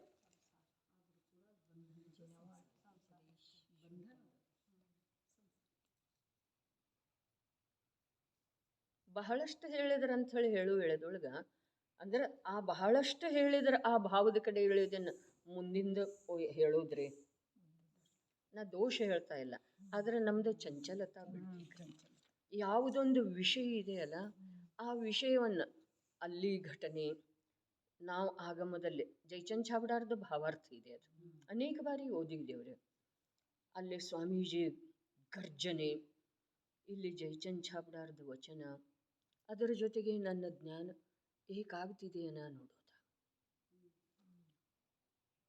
ವಚನ ಆಲಿಸು ವೇಳೆದೊಳಗ ನೋಡ್ರಿ, ಸ್ವಯಂ ಓದು ವೇಳೆದೊಳಗ, ಇನ್ನೊಬ್ಬರದ್ದು ಕೇಳು ವೇಳೆದೊಳಗ, ಸ್ವಯಂ ಪೂಜೆ ಮಾಡುವ ವೇಳೆದೊಳಗ, ಸಾಮೂಹಿಕ ಪೂಜೆಯಲ್ಲಿ ಸಮಾವೇಶ ಆಗುವುದ್ರೊಳಗ ವ್ಯತ್ಯಾಸ ಇರ್ತವ್ರೆ. ಸಾಮೂಹಿಕ ಪೂಜೆಯೊಳಗಿದ್ದೆವು ಅಂತಂದ್ರೆ ಅವ್ರು ಹೇಳ್ತಾರ, ಆ ಭಾವ ತಿಳ್ಕೊಬೇಕಾಗ್ತದೆ. ಯಾರಲ್ಲಿ ಮುಖ್ಯ ಅದಾರಲ್ಲ ಅವ್ರು ಹೇಳುವ ಭಾವ. ಏಕಾಕಿ ಕೂತಿದ್ದೆವು ಪೂಜೆಗೆ, ಅಂತಂದ್ರೆ ಎಲ್ಲಿ ಬೇಕಾದಲ್ಲಿ ಹೇಗೆ ಬೇಕಾದ ಹಾಗೆ ನಿಲ್ಲಬಹುದು, ಶಬ್ದದ ಭಾವದೊಳಗೆ ಇಳಿಬಹುದು. ಇಲ್ಲಿ ಒಂದು ಪ್ರಕಾರದ ಲಾಭ ಇದ್ರೆ ಅಲ್ಲಿ ಒಂದು ಪ್ರಕಾರದ ಲಾಭ ಇದೆ. ಅದು ಹೆಚ್ಚು ಕಡಿಮೆ ತುಲನಾ ನಂತರ ಮಾಡೋಣ. ಲಾಭ ಇದೆ, ಆ ಲಾಭ ಪಡಿಬೇಕು. ಇಲ್ಲಿ ನಿಲ್ಲುತ್ತಾ ಇದೆ ಅಲ್ಲ, ಏನ ಬಹಳಷ್ಟು ಹೇಳಿದ್ದಾರೆ, ವ್ಯವಹಾರ ಬಹಳಷ್ಟು ಹೇಳಿದ್ದಾರೆ. ಜಿನವಾಣಿಯಲ್ಲಿ ಹೇಳಿದ್ದಾರೆ, 3 ಮಾತು ಹೇಳಿದಾರ್ರಿ. 3 ಮಾತು ಭಾವಾರ್ಥದ್ದು ಅದಾವ. ಮೊದ್ಲಿಂದ ಏನಿದೆ ರೀ, ನೀವು ಯಾರು ಮಾತಾಡ್ಬೇಡ್ರಿ. ಮೊದ್ಲಿಂದ ಏನಿದೆ ಹೇಳ್ರಿ, ನೀವು ಯಾರು ಬೇಕಾದವ್ರು ಹೇಳ್ರಿ. 3 ಮಾತು ಅದಾವ ಜಿನವಾಣಿಯಲ್ಲಿ. 3 ಅನೇಕ ಬಾರಿ ಹೇಳಿದಾರ್ರಿ. ಬಿಡಿಸಿರನು ಹೇಳಿದರು, ಬಿಡಿಸನು ಹೇಳಿದರು. ಶರೀರಕ್ಕೆ ಕಷ್ಟ ಕೊಟ್ಟು ಏನು ಉಪಯೋಗ ಇದೆ ರೀ? ಏನು ಹೇಳಿದ್ರು? ಪಹಲೆ ತೋ, ಪ್ರಥಮ ತೋ ಆಗುದಿಲ್ಲಲ್ಲ, ಹೇಳ್ರಿ. ಪ್ರಥಮ ತೋ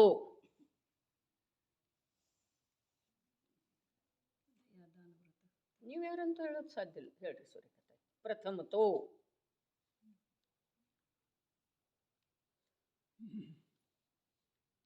ಹಾಗಾದ್ರೆ ಇಷ್ಟು ನಮ್ಮ ಸಮೂಹದೊಳಗೆ ನಾನು ಒಬ್ಬಕ್ಕೆ ಸಲುವಾಗಿ ಟಿವಿ ಹಚ್ಚಿದ್ರಲ್ಲಿ CD.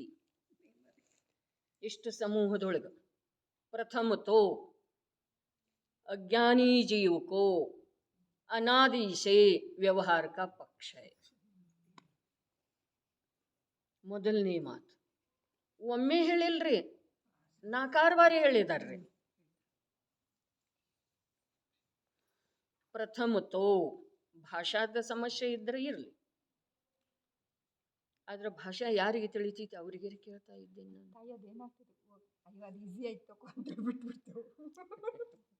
ಅಂತ. ನೋಡಪ್ಪ, ಇಲ್ಲಿ ಬಂದ ಪ್ರಮಾದ ಎಷ್ಟಾಗಿದೆಯಲ್ಲ, ಶಾಸ್ತ್ರ ತಿಳಿದ ಅನೇಕ ವರ್ಷದಿಂದ ತಿಳಿದ ಎಷ್ಟು ಪ್ರಮಾದ ಆಗ್ತಾ ಇದೆಯಲ್ಲ, ಅಷ್ಟು ಪ್ರಥಮ ಭೂಮಿಕೆಯೊಳಗೆ ಆಗುವುದಿಲ್ರಿ. ನಾನು ಅನೇಕ ಬಾರಿ ಹೇಳಿದ್ದೇನೆ ಈ ಮಾತನ್ನು. ಈ ಮಾತಾರ್ಥಾತ್ ಬೇರೆ ರೂಪದಿಂದ ಏನ, ದಿನ ಬಸ್ತಿಗೆ ಹೋಗ್ತಾರೆ, ಪೂಜೆ ಮಾಡ್ತಾರೆ, ಸ್ವಾಧ್ಯಾಯ ಮಾಡ್ತಾರೆ. ಪಕ್ಕದ ಮನೆಯಲ್ಲಿರುವಂಥವ್ ನೋಡ್ತಾ ಇರ್ತಾನೆ, ಎಷ್ಟು ಧಾರ್ಮಿಕ ಇದ್ದಾರೆ, ಅವ್ರ ಜೀವನ ಎಷ್ಟು ಧನ್ಯ, ಅವ್ರ ಜೀವನ ಎಷ್ಟು ಧನ್ಯ. ಅವನು ಜೈನನ ಅದನ್ರಿ, ಆದ್ರೆ ಪ್ರಸಂಗವಶಾತ್ ಆಗ್ತಾ ಇಲ್ಲ. ಆದ್ರ ಭಾವನೆ, ಅವ್ರ ಜೀವನ ಎಷ್ಟು ಧನ್ಯ, ಎಷ್ಟು ಅನುಕೂಲ ಇದೆ ಅವರಿಗೆ. ಬಸ್ತಿಗೆ ಹೋಗ್ತಾರೆ, ಪೂಜೆ ಮಾಡ್ತಾರೆ, ಸ್ವಾಧ್ಯಾಯ ಮಾಡ್ತಾರೆ, ಅವ್ರ ಜೀವನ ಎಷ್ಟು ಧನ್ಯ ಅಂತಿರ್ತಾನೆ. ಒಂದು ದಿವಸ ಯೋಗದಿಂದ ಅವನಿಗೂ ಆ ಪ್ರವಚನ ಕೇಳಲಿಕ್ಕೆ ಹೋಗು ಯೋಗ ಸಿಕ್ಕಿತ್ರಿ. ಸಿಕ್ಕ ನಂತರ ಇವ ನಿಶ್ಚಿಂತದನ್ ದಿನ ಹೋಗವ, ಅವ ಉಪಯೋಗಪೂರ್ವಕ ಎಲ್ಲ ಕೇಳ್ತಾ ಇದ್ದಾನೆ. ಅವನಿಗೆ ಪೂರಾ ಎಲ್ಲ ಒಳಗಿಳಿತಾ ಇದೆ. ಇವನಿಗೆ ಅವು ಶಬ್ದ ಪರಿಚಯ ಇದಾವಲ್ಲ, ಇವನಿಗೆ ಏನೋ ಭಾವಭಾಸ ಕೇಳಿದ್ದ ಐತಲ್ಲ. ಈಗ ಭರಿಲ್ಲ ದೃಷ್ಟಾಂತ ಹೇಳ್ತಾರಲ್ಲ, ಏನದ ಕರೋಡ್ಪತಿ ರಿಕ್ಷಾವಾಲ, ನಾವು ಭಿಕ್ಷುಕ್ ಅನ್ಕದೇನ ರಿಕ್ಷಾವಾಲ, ಅದು ಶುರು ಮಾಡ್ರು ಅಂತಂದ್ರೆ ನಮಗೆ ಪೂರಾ ಕಥೆ ಚಿತ್ರ ಬಂದ್ಬಿಡ್ತಿದೆ ಏನಿಲ್ರ ಅವ್ರ ವಚನದೊಳಗನ. ಅಂದ್ರ ನಮಗೆ ಆ ಕಥೆಯನ್ನ ವರ್ತಮಾನದಲ್ಲಿ ಕೇಳುವುದರದ ಲಾಭ ಏನಿದೆ? ಏನೂ ಇಲ್ಲ. ಒಮ್ಮೆ ಗೊತ್ತಾಯ್ತು, ಮುಗಿದು ಅಂಥೇಳಿ ನಮ್ದು ಪ್ರಮಾದ ಆಗ್ತಾ ಇದೆ ನೋಡ್ರಿ. ಸುರೇಖಾತಾಯಿ, ಶಬ್ದದ ಪರಿಚಯ ಇದ್ರನು ವರ್ತಮಾನದ ಜ್ಞಾನದ ಯೋಗ್ಯತಾ ಇದೆಯಲ್ಲ, ಅದು ಬೇರೆ ಇದೆ. ಅನೇಕ ಬಾರಿ ನಮ್ಮದೇ ಆದಂಥ ಜ್ಞಾನದೊಳಗ ಇವೇ ಶಬ್ದಗಳನ್ನು ಆಲಿಸಿದ್ರೂ ಕೂಡ ವರ್ತಮಾನದ ಜ್ಞಾನ ಏನಿದೆಯಲ್ಲ ಅದು ಸ್ವತಂತ್ರ ಇದೆ, ಅಲ್ಲಿ ಕಾರ್ಯ ಆದರೂ ಆಗಬಹುದು. ಅದಕ್ಕೆ ನಾವು ಆ ಹಿಂದಿನ ಸ್ಮರಣೆ ರೂಪದ ಜ್ಞಾನದ ಜೊತೆಗೆ ಬೆನ್ನು ಹತ್ತಿ ವರ್ತಮಾನವನ್ನು ಕಳ್ಕೊಳ್ತೀವಿ. ಪ್ರಥಮ ತೋ ಇನ್ನು ಲಕ್ಷದೊಳಗೆ ಉಳಿತಿದಿರಲ್ಲ, ಅಲ್ಲಿ ಗುಜರಾತಿ ಹೇಳ್ತಾ ಇರ್ತಾರೋ, ಹಿಂದಿ ಓದೋದಿರ್ತೈತಿ. ಹಿಂದಿ ಓದೋದ್ರಿಂದ ಆ ಗುಜರಾತಿ ಹೇಳೋದ್ರಿಂದ ಒಂದಕ್ಕೊಂದು ಮ್ಯಾಚ್ ಆಗುವುದಿಲ್ರಿ. ಗುಜರಾತಿ ತಿಳಿದ್ರೆ ಹೆಚ್ಚು ಅನುಕೂಲ ಆಗ್ತೈತಿ, ಇಲ್ಲ ಅಂತಂದ್ರೆ ಅದು ಹೇಳೋದು ಬಿಟ್ಟು ಬರೀ ಓದ್ಬೇಕ್ರಿ. ಓದುವಷ್ಟರಲ್ಲೇ ಹೋಗಿಬಿಡ್ತೀರಿ. ಹೀಗೆ ನಾನಾ ಪ್ರಕಾರದ ಸಮಸ್ಯೆ ಅದಾವ್ರಿ. ಅದಕ್ಕೆ ಏನೂ ಪ್ರಾರಂಭಕ್ಕೆ ಹೇಳ್ತಲ್ಲ, 100 ಅನುಕೂಲ ಮಾಡಿಕೊಟ್ರನೂ ಕೂಡ ಅನುಕೂಲತೆಯ ಉಪಯೋಗ ತಗೊಳ್ಳುವಂಥ ಪಾತ್ರತೆ ಬೇಕಲ್ಲ, ಪಾತ್ರತೆ ಬೇಕು. ಈಗ ನೆನಪುಳಿತಿದೇನಿಲ್ರಿ, ನಾಳೆ ನಾಡದು ಹೇಳ್ತೀರಿ. ಪ್ರಥಮ ತೋ ಅಜ್ಞಾನಿ ಕೋ ಅನಾದಿ ಸೇ ವ್ಯವಹಾರ ಕಾ ಪಕ್ಷ ಹೈ. ಇದು ಮೊದಲನೇ ಮಾತು. ಎರಡನೇದ ಅದಕ್ಕೆ ಹೇಳಿದ್ರಿಲ್ಲ ಮತ್ತೆ ಈಗ ಬೇಗನೆ ಮೊದಲನೇದಾದ ಕೂಡಲೇ ಎರಡನೇದ್ದು ಯಾವ್ದು ಹೇಳ್ರಿ ಈಗ? ಅಲ್ಲ ಅದು ಎರಡನೇದು, ಅದು ಮೂರನೇದ್ದು ಇದೆ ರೀ. ತೀಸರಾ ಬಹುತ್ ಗಂಭೀರ ಅಂದರ್ರಿ, ಅದು ಜಿನಾಗಮದ ಜಿನವಾಣಿಯ ಮಾತು ಬಂತ್ರಿ. दूसरा क्या है? परस्पर में व्यवहार धर्म का चर्चा बहुत चलते हैं, देखते हैं, करते हैं, हाँ ये अच्छे है, ऐसे संतुष्ट हो जाते हैं, प्रसन्न हो जाते हैं. ಒಬ್ಬರದೊಬ್ಬರು ಅದನ್ನೇ ಮಾತಾಡ್ತೇವೆ, ಒಬ್ಬರದೊಬ್ಬರು ಅದನ್ನೇ ನೋಡ್ತೇವೆ. ನಮ್ಮ ಕ್ರಿಯಾದ ಕಡೆ ನೋಡುವುದಿಲ್ಲ, ನಾವು ಇನ್ನೊಬ್ಬರ ಕ್ರಿಯಾದ ಕಡೆಗೆ ನೋಡ್ತೇವೆ. ಹಾ ಏ ಅಚ್ಚ ಹೈ. ಇಂದ ಆ ಅನಶನ ವ್ರತದ ಓದು ಹೇಳದೊಳಗೆ ಯಾರಿಗೆ ಎಷ್ಟು ಆನಂದ ಬಂತರಿ? ಆನಂದ ಬಂತು ಅನ್ನೋದಕ್ಕಿಂತ ಉತ್ಸಾಹ ನಾನು ಮಾಡಬೇಕು. ನನಗೆ ಆವಾಗ ಹಿಂದೊಮ್ಮೆ ಬಂದಿತ್ತರಿ ಅದೆಲ್ಲ, ಪದ್ಮಪುರಾಣದೊಳಗಿದೆ ಅದೆಲ್ಲ. ಅನಶನದ್ದು ಎಲ್ಲ ಭೇದದವಲ್ಲ, ಸಿಂಹ ನಿಷ್ಕ್ರೀಡಿತ ಅದೆಲ್ಲ, ಎಷ್ಟು ಆಹಾರ ಎಷ್ಟು ಉಪವಾಸ, ಎಷ್ಟು ಆಹಾರ ಎಷ್ಟು ಉಪವಾಸ ಹೇಳ್ತಾ ಹೇಳ್ತಾ ಬರ್ತಾರಲ್ಲ, ಎಲ್ಲ ಅನಶನ ತಪ್ಪದ್ದು ಅದವ್ರಿ. ಅವ ಮಾಡ್ಬೇಕನ್ನೋ ಉತ್ಸಾಹ ಎಷ್ಟು ಬಂತು, ಅದೇನಿದೆ ಉಸ್ಕಾ ಫಲ ಸಂಸಾರ. ಬರಬಾರ್ದು ಅಂತ ಅರ್ಥ ಅಲ್ಲ, ಉಸ್ಕಾ ಫಲ ಸಂಸಾರ. ಅದಂತೂ ಅಜ್ಞಾನಿಗಳದ್ದು ಮಾತಿದೆ ರೀ, ಅಜ್ಞಾನಿಗಳಿಗೆ ತಿಳಿಯುವ ಸಲುವಾಗಿ ಹೇಳಿದ್ದಿದೆ. ಕಾಣಿಸ್ತಿದೆ ಅಂತ ಹೇಳಿ ಅದರ ಮೂಲಕ ಹೇಳಿದ್ದಿದೆ. ಅದು ಕಾಣಿಸ್ತಿದೆ ಅಲ್ಲ, ಒಳಗಿಂದ ಕಾಣುವುದಿಲ್ಲ ಅಂಥೇಳಿ ಅದರ ಮೂಲಕ ಹೇಳಿದ್ರಿ. ಹಾ ಅದರ ಮೂಲಕ ಹೇಳಿದೆ, ಆದ್ರೆ ಅದನ್ನ ಹೇಳಿಲ್ರಿ, ಅದರ ಮೂಲಕ ಹೇಳಿದೆ, ಆದ್ರೆ ಅದನ್ನ ಹೇಳಿಲ್ಲ. ಅದರ ಮೂಲಕ ಹೇಳಿದೆ, ಅದನ್ನ ಹೇಳಿಲ್ಲ. ಅದೆಲ್ಲ ಪೂಜೆಯಲ್ಲಿ ಬಂತು ವಿಸ್ತೃತ ರೂಪದಿಂದ. ಅದರ ಮೂಲಕ ಹೇಳಿದೆ. ಏನು ಹೇಳಿದೆ? ತಪದ ಸ್ವರೂಪ. ತಪ ಯಾವುದು? ತಪ ಯಾವುದು? ತನ್ನಲ್ಲೇ ತಾನಿರುವುದೇ ತಪ. ತನ್ನಲ್ಲೇ ತಾನು, ತನ್ನಲ್ಲೇ ತಾನು ಸಂತೋಷ, ಪರಿತೃಪ್ತ, ಪರಮ ಶಾಂತ ಉಳಿಯುವುದೇನಿದೆ ಅದ ತಪ. ನಮಗೇನು ಅನಿಸಿದೆ? ತಪ ಅಂದ್ರೆ ಬಹಳ ಕಠಿಣ ಇರ್ತಿತ್ತು,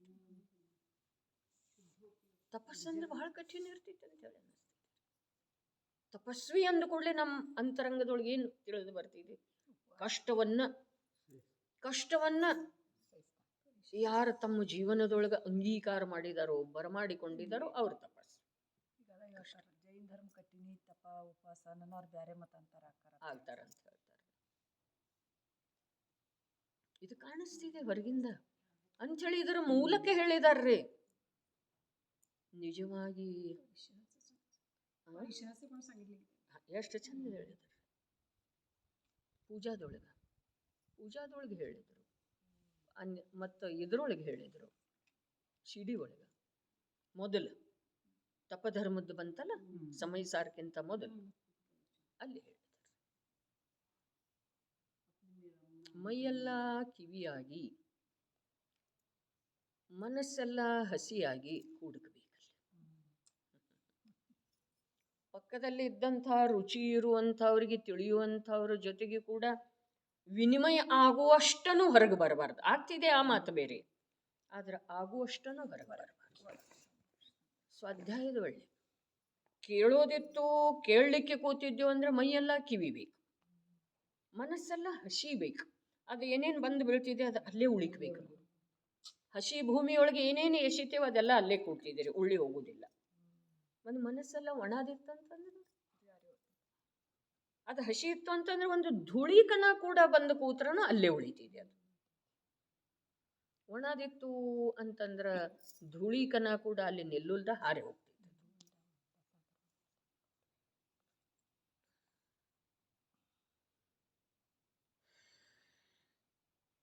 ಎರಡನೇ ಮಾತೇನ? ಪರಸ್ಪರೊಳಗ ಅದರದೇ ಚರ್ಚೆ ಮಾಡ್ತಾರ, ಅದನ್ನೇ ಮಾಡ್ತಾರ, ಅದನ್ನೇ ನೋಡ್ತಾರ, ನೋಡಿ ಸಂತುಷ್ಟ ಆಗ್ತಾರ, ಮಾಡಿ ಸಂತುಷ್ಟ ಆಗ್ತಾರ. ಹಾ ये अच्छा है, ये सच्चा है, ये धर्म है.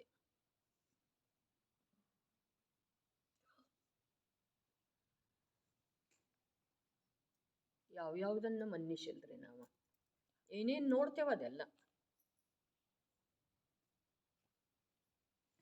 ಇನ್ನು ವ್ಯವಹಾರ ಯಾರಿಗಿರ್ತೈತಿ ಅಂಥೇಳಿ ಮೂರನೇ ಮಾತ ಕಠಿಣ ಇದೆ ಅಂಥೇಳಿ ಹೇಳ್ರಿ. ಬಹುತ್ ಗಂಭೀರ ಹೈ ಅಂತ ಹೇಳ್ರಿ. ತೀಸರಿ ಬಾತ್ ಜಿನಾಗಮ್ಮೆ ನಿಶ್ಚಯನಯದ ಹಸ್ತಾವಲಂಬನ ಅಥವಾ ಸಹಚರಿ ಅಂಥೇಳಿ ಬಹಳಷ್ಟು ವ್ಯವಹಾರದ ವಿವೇಚನೆ ಇದೆ. ಜಿನವಾಣಿ ಮೇ ಹೋ ಸರ್ವಜ್ಞಿಕೆ ವಾಣಿ ಮೇ ಹೋ ಅಂಥೇಳಿ ಅದರಲ್ಲಿ ಇದೆ ರೀ. ಹೋ ಅಂದ್ರೆ ಇದೆ ರೀ, ಸರ್ವಜ್ಞರ ವಾಣಿಯಲ್ಲಿ ಇದೆ ರೀ. ಹಾಗಾದ್ರೆ ಅದನ್ನು ಸತ್ಯ ಅನ್ನೋದು ಎಲ್ಲ ಸಮಾನನ ಆಯ್ತಲ್ಲ. ಅಜ್ಞಾನಿ ಮನ್ನಿಷಿದ್ದ ಪರಸ್ಪರೊಳಗೆ ಚರ್ಚಾ ಮಾಡಿದ್ದ ಜಿನವಾಣಿಯೊಳಗೆ ಬಂದದ್ದ. ಮತ್ತು ದೋಷ ಆಗಂತೀರಿ. ಪ್ರಶ್ನೆ ಬಂತಲ್ಲಿ. ಕೇಳೋರು ಎಷ್ಟು ಯೋಗ್ಯ ಇರ್ತಾರ್ರಿ, ಪಾತ್ರ ಇರ್ತಾರೆ. ನಮ್ಮಲ್ಲಿ ಪಾತ್ರತಾ ಇಲ್ಲ ಅಂಥೇಳಿ ನಮಗಂಥ ಮಹಾಪುರುಷರದ ದರ್ಶನ ಆಗೋದಿಲ್ಲ. ಭಾವಲಿಂಗಿ ಸಂತರ ಯಾಕಿಲ್ಲ? ಪಾತ್ರತಾ ಇಲ್ಲ. ಸರ್ವಜ್ಞ ಭಗವಂತರ ಯಾಕಿಲ್ಲ? ಪಾತ್ರತಾ ಇಲ್ಲ. ಕಾಲದ ಕಾರಣದಿಂದ ಇಲ್ಲ ಅಂತಲ್ಲ. ಈ ಕಾಲದೊಳಗೆ ಯಾಕೆ ಹುಟ್ಟಿದೀನಿ? ಅಪಾತ್ರ ಇದ್ದಿ.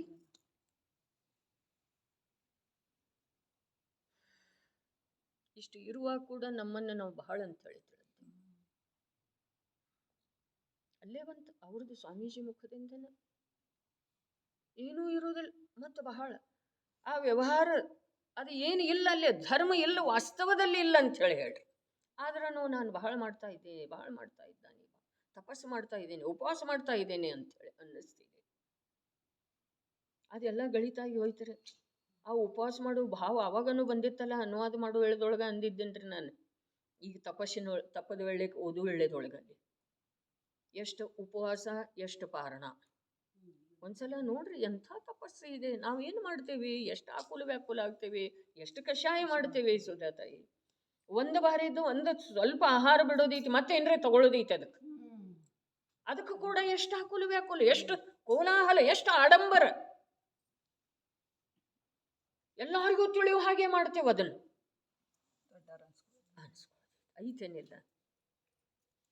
ಹಾಗಾದ್ರೆ ಅವೆಲ್ಲ ತಪಸ್ಸು ಎಂಥವಿದಾವ? 1900 ಉಪವಾಸ ಅದಾವ. ಇಲ್ಲೋ ಮಾಡಿದವ್ರು ಅದಾರ, ಮಾಡ್ತಾ ಇದ್ದಾರೆ. ಎಲ್ಲಿ ಗುಪ್ತ ಗುಹೆಯೊಳಗೆ ಇದ್ದುಕೊಂಡು ಆಗ್ತಾ ಇದೆ.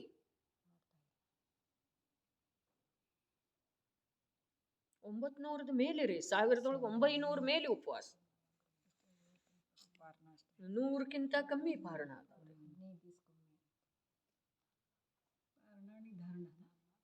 ಉಪವಾಸ ಧಾರಣ ಮಾಡೋದ. ಪಾರಣ ಅಂದ್ರೆ ಆಹಾರ ಸ್ವೀಕಾರ. ಪಾರಣ ಅಂದ್ರೆ ಆಹಾರ.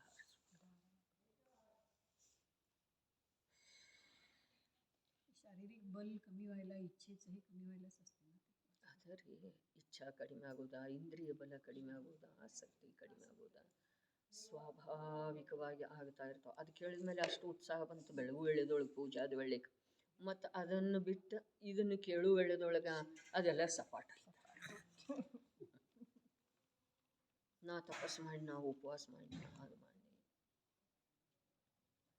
ಅದರೊಳಗೆ ಧರ್ಮ ಇಲ್ಲ. तो हम क्या करें? आखिर हम करें क्या? आखिर हम करें क्या? ಇದು ಪ್ರಶ್ನೆ ಬಂತು. ಇಲ್ಲಿ ಪೂಜಾದಾಗ ಓದಿದ್ದು ಮಾಡೋದು, ಇನ್ನು ಸ್ವಾಮೀಜಿ ಹೇಳಿದ್ದು ಮಾಡೋದಾ? ಅದಕ್ಕೆ ನಾವು ಏನು ಬೇಡ ಬೇಡತ್ ನಾವು ಹೇಗಿದ್ದೀವಿ ಹಾಗೆ ಮಾಡಿ ಇರೋದಾ? ಅದನ್ನ ಓದೋದನ್ನು ಇದನ್ನು ಕೇಳೋದನ್ನು ಇಷ್ಟು ಮಾಡ್ತಾ ಇದ್ದೀವಿ. ನಾವಂತೂ ಹೇಗಿದ್ದೇವೆ ಹಾಗಿರೋನು, ಇದನ್ನು ಓದೋನು, ಅದನ್ನು ಕೇಳೋನು, ಪೂಜಾ ಮಾಡೋನು, ಗಜಪಂಥಕ್ಕೆ ಹೋಗೋದನು, ದಶಲಕ್ಷಣದ ಆಚರಣೆ ಮಾಡೋದನು. ಏನು ಮಾಡೋದು?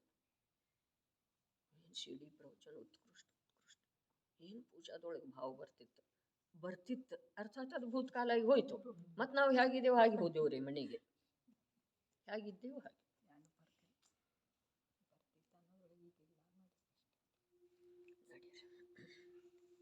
तीसरी बात गंभीर ಹೇಗೈತಿ ಅದನ್ನರ ವಿಚಾರ ಮಾಡ್ರಿ. ಜಿನವಾಣಿಯಲ್ಲೇನೋ ಬಂದದ್ದಿದೆ ಬಹಳಷ್ಟು ವ್ಯವಹಾರದ ಕಥನ. ಇಲ್ಲಿಂದ ಹಿಡಿದು ಆಶ್ರವದ ಸ್ವರೂಪವನ್ನು ಹೇಳುತ್ತಾರೆ. ಹೇಗಿದ್ದಾನೆ ಆ ಜ್ಞಾನ ಯೋಧನು? ಶಾಶ್ವತನಿದ್ದಾನೆ ಅರ್ಥಾತ್ ಉದಾರ್, ಶಾಶ್ವತನಿದ್ದಾನೆ. ಗಂಭೀರ್ ಅನಂತ ಶಕ್ತಿಯಿಂದ ವಿರಾಜಮಾನನಿದ್ದಾನೆ. ನರಕಕ್ಕೆ ಹೋದ್ರೆ ಹೋಗು, ಅದರ ಜ್ಞಾನ ನಿನ್ನ ಜೊತೆಗಿದೆ, ನೀ ಯಾಕೆ ಹೆದರ್ತಿ? ನೀ ಎಷ್ಟು ಕಾಲ ಇರೋ ಇದ್ದೀನೋ ಅಷ್ಟು ಕಾಲ ನಿನ್ನ ಜೊತೆಗೆ ಜ್ಞಾನ ಯೋಧೆ. ಪೊಲೀಸ್ ಸೆಕ್ಯೂರಿಟಿ ಎಷ್ಟ್ರಿ? ನೀ ಜೀವಂತ ಇರೋ ತನಕ. ಹಾಗಾದ್ರೆ ಇಲ್ಲಿ ನಾನಂತೂ ಅನಂತ ಕಾಲ ಇರೋ ಇದ್ದೇನೆ. ಹಾಗಾದ್ರೆ ಆ ಜ್ಞಾನ ನಿನ್ನ ಜೊತೆಗೆ ಅನಂತ ಕಾಲ. ನೀನು ಒಟ್ಟು ಕಾಳಜಿ ಮಾಡಬೇಡ.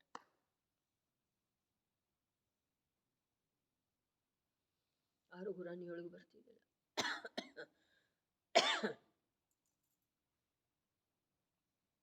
ಸಮ್ಯಕ್ ಜ್ಞಾನ ತನತು ಆತ್ಮಸ್ವರೂಪವಿರುವುದು ಜನಿಸಿದ ನಂತರವು ತಾ ಚಿರಕಾಲ ಉಳಿಯುವುದು.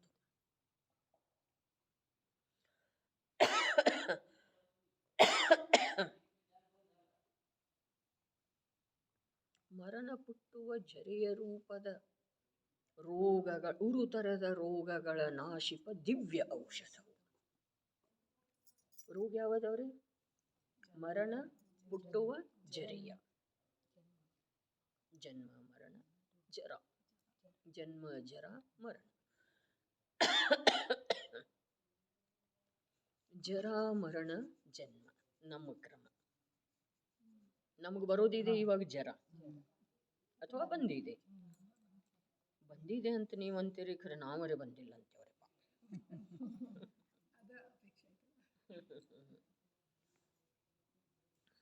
ಆಮೇಲೆ ಜರೆಯ ನಂತರ ಮರಣ ಬರೋದಿದೆ. ಜರೆ ಯಾವಾಗ ಬರ್ತಿದೆ ಬರಲಿ, ಆದ್ರೆ ಬರೋದಿದೆ. ನಾವು ತಿಳಿದಿದ್ರೆ ಬರೋದಿಲ್ಲನ? ನಾವು ಬಾಗಿಲ ಹಾಕಿಬಿಟ್ರೆ ನಾವು ಬಾಗಿಲ, ನಾನು ಮನ್ನಿಸುವುದೇ ಇಲ್ಲ.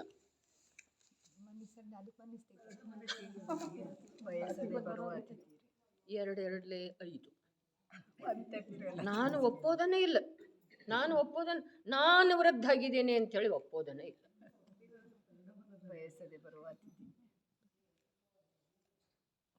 ಮರಣ ಬರೋದೇನಿಲ್ಲ. ಜಾತ್ಯಶ್ಯ ಮರಣಂ ಧ್ರುವಂ. ರೋಗ ಬರಲಿ ಬಿಡಲಿ, ವೃದ್ಧಾಪ್ಯ ಬರಲಿ ಬಿಡಲಿ, ನೀನು ತರುಣನ ಆಗಿರಪ್ಪ, ಅದರ ಮರಣ ನಿಶ್ಚಿತ ಬರೋದು. ಮತ್ತು ಮರಣ ಬಂದ ನಂತರ ಜನ್ಮ ನಿಶ್ಚಿತ ಆಗೋದ.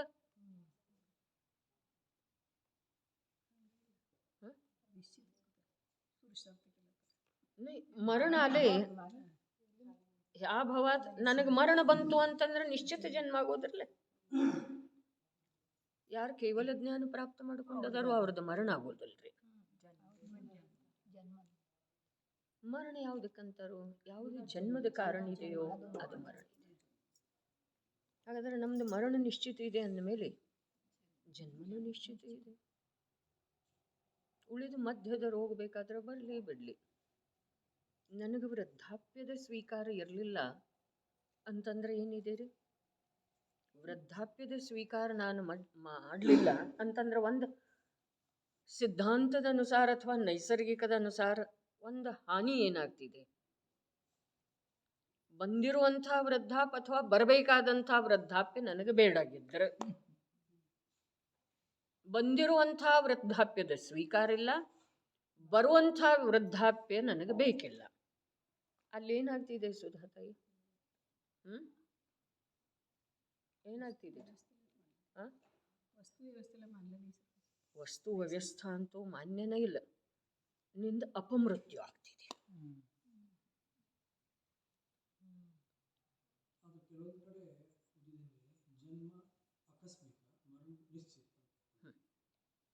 ಬರಾಬರಿ. ಜನ್ಮ ಆಕಸ್ಮಿಕ, ಮರಣ ನಿಶ್ಚಿತ ಅಂಥೇಳಿ ಹೇಳಿರೋದ ನಮ್ಮ ಸಲುವಾಗೇನಾರೆ. ಜನ್ಮ ಆಕಸ್ಮಿಕ ಅರ್ಥಾತ್ ಇಂಥ ಉತ್ತಮ ಕುಲದೊಳಗ ಈ ಪ್ರಕಾರದ ಮನುಷ್ಯ ಜೀವನ ನಿನಗೆ ಆಕಸ್ಮಿಕವಾಗಿ ಸಿಕ್ಕದ್ದಿದೆಪ್ಪ. ಜೀವನಿಗೆ ಸಂಬೋಧನೆ ಮಾಡ್ತಾ ಇದ್ದಾರೆ. ಆಕಸ್ಮಿಕ ಅಂದ್ರನ ಕಾಕತಾಳೀಯ ನ್ಯಾಯ ಹೇಳ್ತಾರಲ್ಲ, ಕಾವು ಕಾವು ಕಾವು ಅಂತಿರ್ತಿದ್ದೀರಿ. ಅದಕ್ಕಾಗಿ ಹೀಗ ಅನ್ನೋ ವೇಳದೊಳಗ ಮೇಲಿಂದ ಬೀಳುವ ಆ ತಾಳೆ ವೃಕ್ಷದಿಂದ ಬೀಳುವ ಫಲ ಅದ್ರ ಬಾಯಿಯೊಳಗೆ ಹೇಗೆ ಹೋಗಿರ್ಬೇಕು ಕಲ್ಪನಾ ಮಾಡ್ಲಿಕ್ಕೆ ಬರ್ತಿದೆ ಅಂದ್ರೆ. ಭಲೆ ಅದು ಬಾಯಿ ತೆಗಿತಾ ಇದ್ದೀರಿ, ಆದ್ರೆ ಹೀಗೆ ಹಾರ್ತಾ ಇದೆಯಲ್ಲ, ಹೀಗೆ ಹಾರ್ತಾ ಇಲ್ರಿ. ಅದು ಹೀಗೆ ಬೀಳ್ತಾ ಇದೆ. ನಾವು ಎಷ್ಟು ಬಾರಿ ಅದನ್ನ ಮಾಡಿ ತೋರಿಸಿದ್ರೂ ಕೂಡ ತಾವು ಅದರದ ಗಂಭೀರತೆ ತಂದುಕೊಂಡಿಲ್ರಿ. ಹೀಗೆ ಹೋಗ್ತಾ ಇದೆ, ಕಾವು ಕಾವು ಕಾವು ಕಾವು. ಅದು ಹೀಗೆ ಬೀಳ್ತಿದೆ. ಅದು ಬೀಳೋದಕ್ಕ ಅದು ಹೀಗೆ ಹಿಡ್ಕೊಳ್ತಿದ್ದೀರಿ. ಇಷ್ಟು ಮಾತಿದೆ.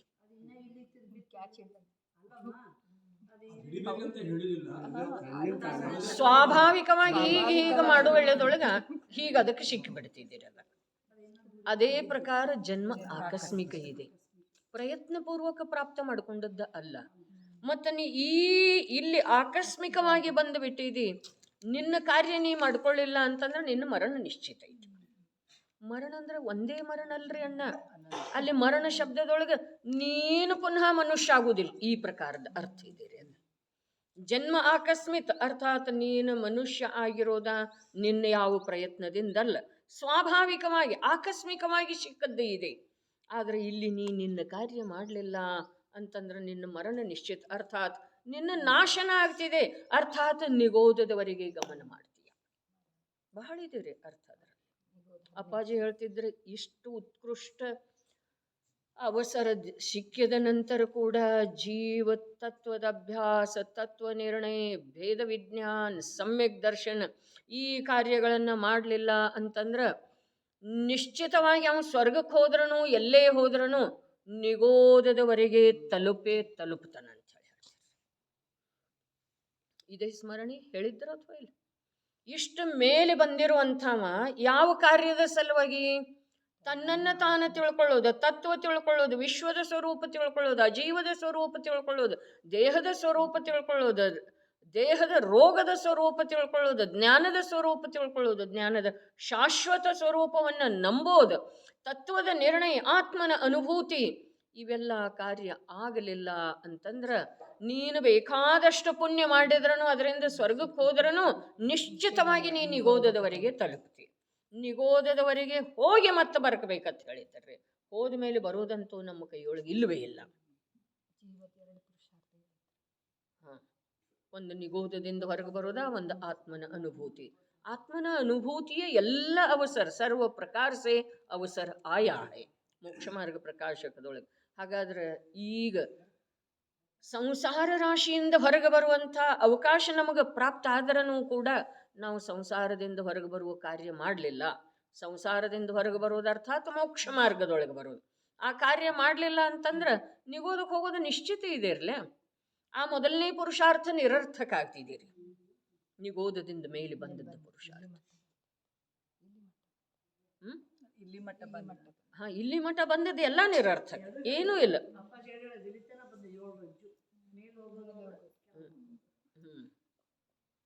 ಉತ್ಕೃಷ್ಟ ಅವಸ್ಥೆ ಇದೆ ರೀ ಅದು, ಆತ್ಮ ಕಲ್ಯಾಣದ ಸಲುವಾಗಿ, ತನ್ನ ಆತ್ಮನನ್ನು ಭವಸಾಗರದಿಂದ ಮೇಲೆ ಎತ್ತುವ ಸಲುವಾಗಿ. ಇದಕ್ಕಿಂತ ಉತ್ಕೃಷ್ಟ ಅವಸರ ಇರೋದನ್ನೇ ಇಲ್ಲ. ಮೊನ್ನೆ ಹೇಳ್ತಲ್ಲ, ಚತುರ್ಥ ಕಾಲದೊಳಗೂ ಕೂಡ ಅಖಂಡ ತೀರ್ಥಂಕರ ಇರುವುದಿಲ್ರಿ. ಹಾಗಾದ್ರೆ ಧರ್ಮದ ರಾಸಾಗಿರುವ ವೇಳೆದೊಳಗೆ ಚತುರ್ಥ ಕಾಲದೊಳಗೆ ಹುಟ್ಟೇನು ಪಡೆಯೋರಿದ್ದೇವ್ರಿ ನಾವು. ಈಗ ಪಂಚಮ ಕಾಲದೊಳಗೆ ಹುಟ್ಟಿದ್ರೆ ನಮ್ಗೆ ಹಾನಿ ಏನಾಗಿದೆ? ಏನಾಗಿದೆ? ತ್ರಿಲೋಕ ಪೂಜ್ಯ ಪ್ರಭುವಿನ ದರ್ಶನ ಇದೆ. ತ್ರಿಲೋಕ ಪೂಜ್ಯ ಪ್ರಭು ಹೇಳಿರುವಂಥ ನನ್ನ ಸುಖದ ಉಪಾಯ ಉಪಲಬ್ಧ ಇದೆ, ಕೈಯಲ್ಲೇ ಇದೆ ವಾಣಿ. ಆ ವಾಣಿಯೊಳಗೆ ಬರೀ ನನ್ನ ಸುಖದ ಉಪಾಯ ಹೇಳಿದಾರ್ರಿ ಅವ್ರ, ತಮ್ಮ ಸುಖದ ಹೇಳಿಲ್ಲ, ನನ್ನ ಸುಖದ ಉಪಾಯ ಹೇಳಿದಾರೆ. ಅದು ನನ್ನ ಕೈಯಲ್ಲೇ ಇದೆ, ನಾನಾಡುವ ಭಾಷೆಯಲ್ಲಿದೆ, ನನ್ನ ಮನೆಯಲ್ಲಿದೆ.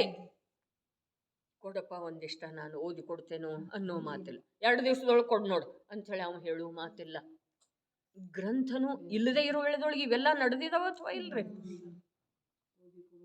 ಹಾಗಾದ್ರೆ ಇವು ಎಲ್ಲ ಕೆಲಸ ಬಿಟ್ಟು ಓದ್ಬೇಕ್ರಿ, ಅಷ್ಟು ಜಿಜ್ಞಾಸೆ ಇತ್ತು ಅಂತಂದ್ರ.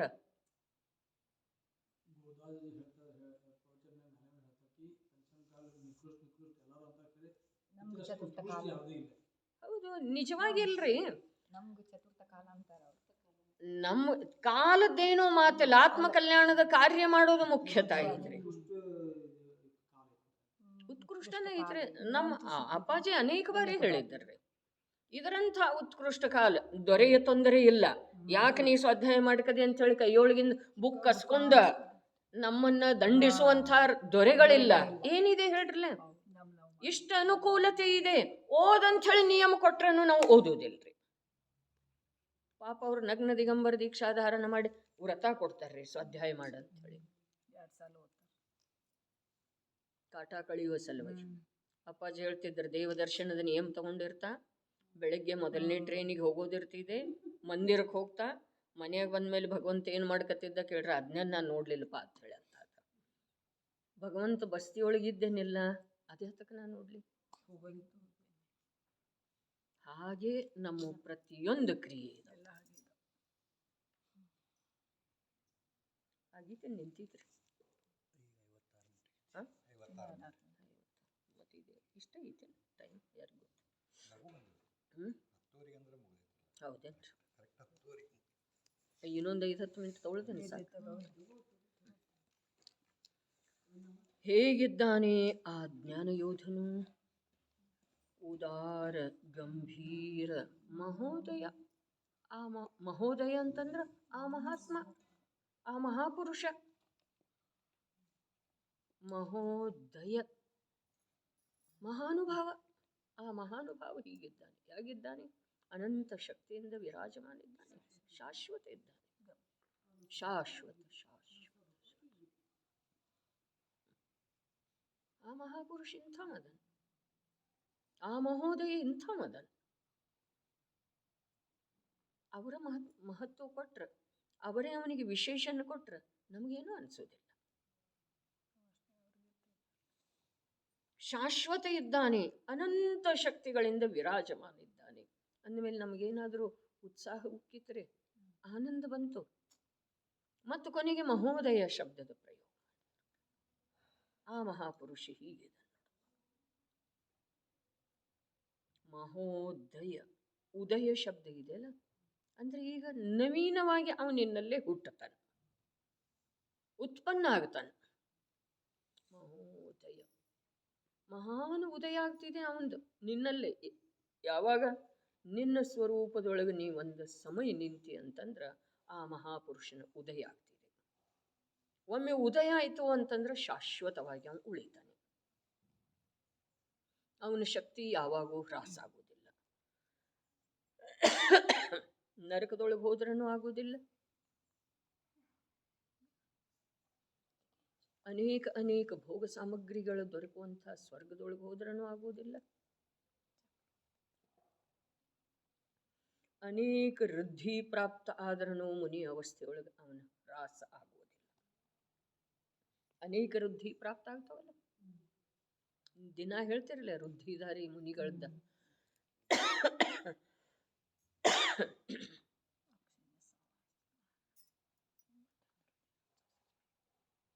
ಆ ವೃದ್ಧಿಗಳದ್ದ ಅವರು ಏನು ಉಪಯೋಗ ಮಾಡ್ತಾರೆ?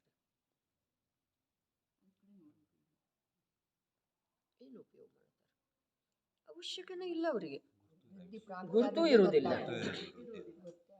ವಿಷ್ಣು ಕುಮಾರನಿಗೆ ಎಲ್ಲಿ ಗೊತ್ತಿತ್ತು? ಕುಂದ ದೇವರಿಗೆ ಎಲ್ಲಿ ಗೊತ್ತಿತ್ತು?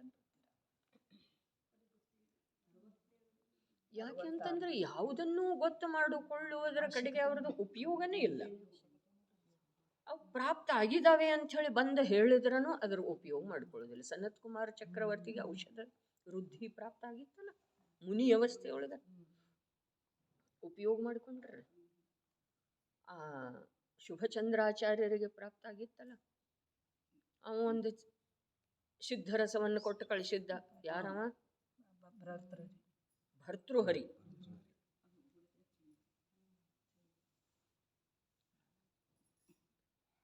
ಇದ್ರ ಸಲುವಾಗಿ ನೀ ಮನೆ ಬಿಟ್ಟಿದಿ ಕೇಳಿ. ನಾವು ಯಾವ್ದ್ರ ಸಲುವಾಗಿ ಈಗ ಮನೆ ಬಿಟ್ಟು ಬಂದಿದ್ದೇವೆ? 8 ದಿವಸ 10 ದಿವಸ 15 दिवस आम्ही पण काहीतरी देऊन जाऊया. ಭಾಷಾ ನಿಮ್ದಿದೆ, ಅದರ ಭಾವ ನಂದಿದೆ ರೀ. ಅದರ ಸಲುವಾಗಿ ಬಿಟ್ಟಿದ್ದೀವಿ. ಮತ್ತೊಮ್ಮೆ ಹತ್ತಬೇಕಂತ ಹೇಳಿ ಭಾವಿತ್ತು, ಹತ್ತಿ ಬಂದೆವು. ಅದರ ಸಲುವಾಗಿ ಬಂದಿರಿ. ಅಣ್ಣ ಅವ್ರು ಇಲ್ರಿ, ಮತ್ತೆ ನಿಮಗೆ ಸಿಟ್ಟಿಗೆ ಬಂದ್ರೆ ನಂದು ಅಪರಾಧ ಆಗ್ತೈತಿ.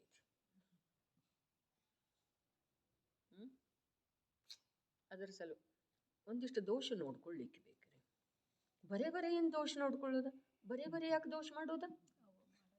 ಬರೇ ಯಾಕೆ ಮಾಡೋದು? ದೋಷ ಎಷ್ಟು ನೋಡೋದ, ದೋಷ ಎಷ್ಟು ಮಾಡೋದ ಅಂತ ನಾನು ಅಂತೇನೆ. ಎಷ್ಟು ಮಾಡೋದು? ನಿನ್ನೆ ಎಷ್ಟು ಚರ್ಚೆ ಮಾಡ್ತೇವೆ. ನಾವು ಏನ್ರಿ ಕೊಡ್ಬೇಕು? 2-3 ದಿವಸದಿಂದ ಇವ್ರು ಹೇಳ್ತಾ ಇದ್ರು ನಾವು ಕೊಡ್ಬೇಕು. ಅದ್ರ ಸಲುವಾಗಿ ಬಂದೀವಿ ನಾವು. ಯಾರ್ದು ಕೊಡವ್ರು? ಏನು ಕೊಡವ್ರು? ಯಾರಿಗೆ ಕೊಡವ್ರು ಹೇಳ್ರಿ? ಯಾರ್ದು? ಗಂಡ ಕೊಟ್ಟದ್ದು? ಏನು ಮಗ ಕೊಟ್ಟದ್ದು? ನಿಮ್ದೇನೈತಿ? ನೀವು ದುಡ್ದು ಗಳಿಸಿದ್ದೀರಿ, ನಿಮಗೇನು ಅಧಿಕಾರ ಐತಿ? ಅರೆ ಅದ್ರ ಸಲುವಾಗಿ ನಾವು ನಮ್ಮ ಜೀವನ ಸಮರ್ಪಣೆ ಮಾಡಿದೇವಲ್ಲ ಅಂತ ನಿಮಗೆ ಅನ್ನಿಸ್ತಿರ್ಬೇಕು. ವಾಸ್ತವದಲ್ಲಿ ನೋಡಿದರೆ ನಾನು ಕೊಡುವುದಿದೆ ಮತ್ತು ನಾನು ಪಡೆಯೋದಿದೆ. ಏನನ್ನು ಕೊಡೋದಿದೆ? ನನ್ನ ವರ್ತಮಾನ ಜೀವನವನ್ನು ಕೊಡುವುದಿದೆ, ನನ್ನ ಶಾಶ್ವತ ನಿಧಿಯನ್ನು ಪಡೆಯೋದಿದೆ. ಇದು ಲಕ್ಷಣ ಇಲ್ರಿ.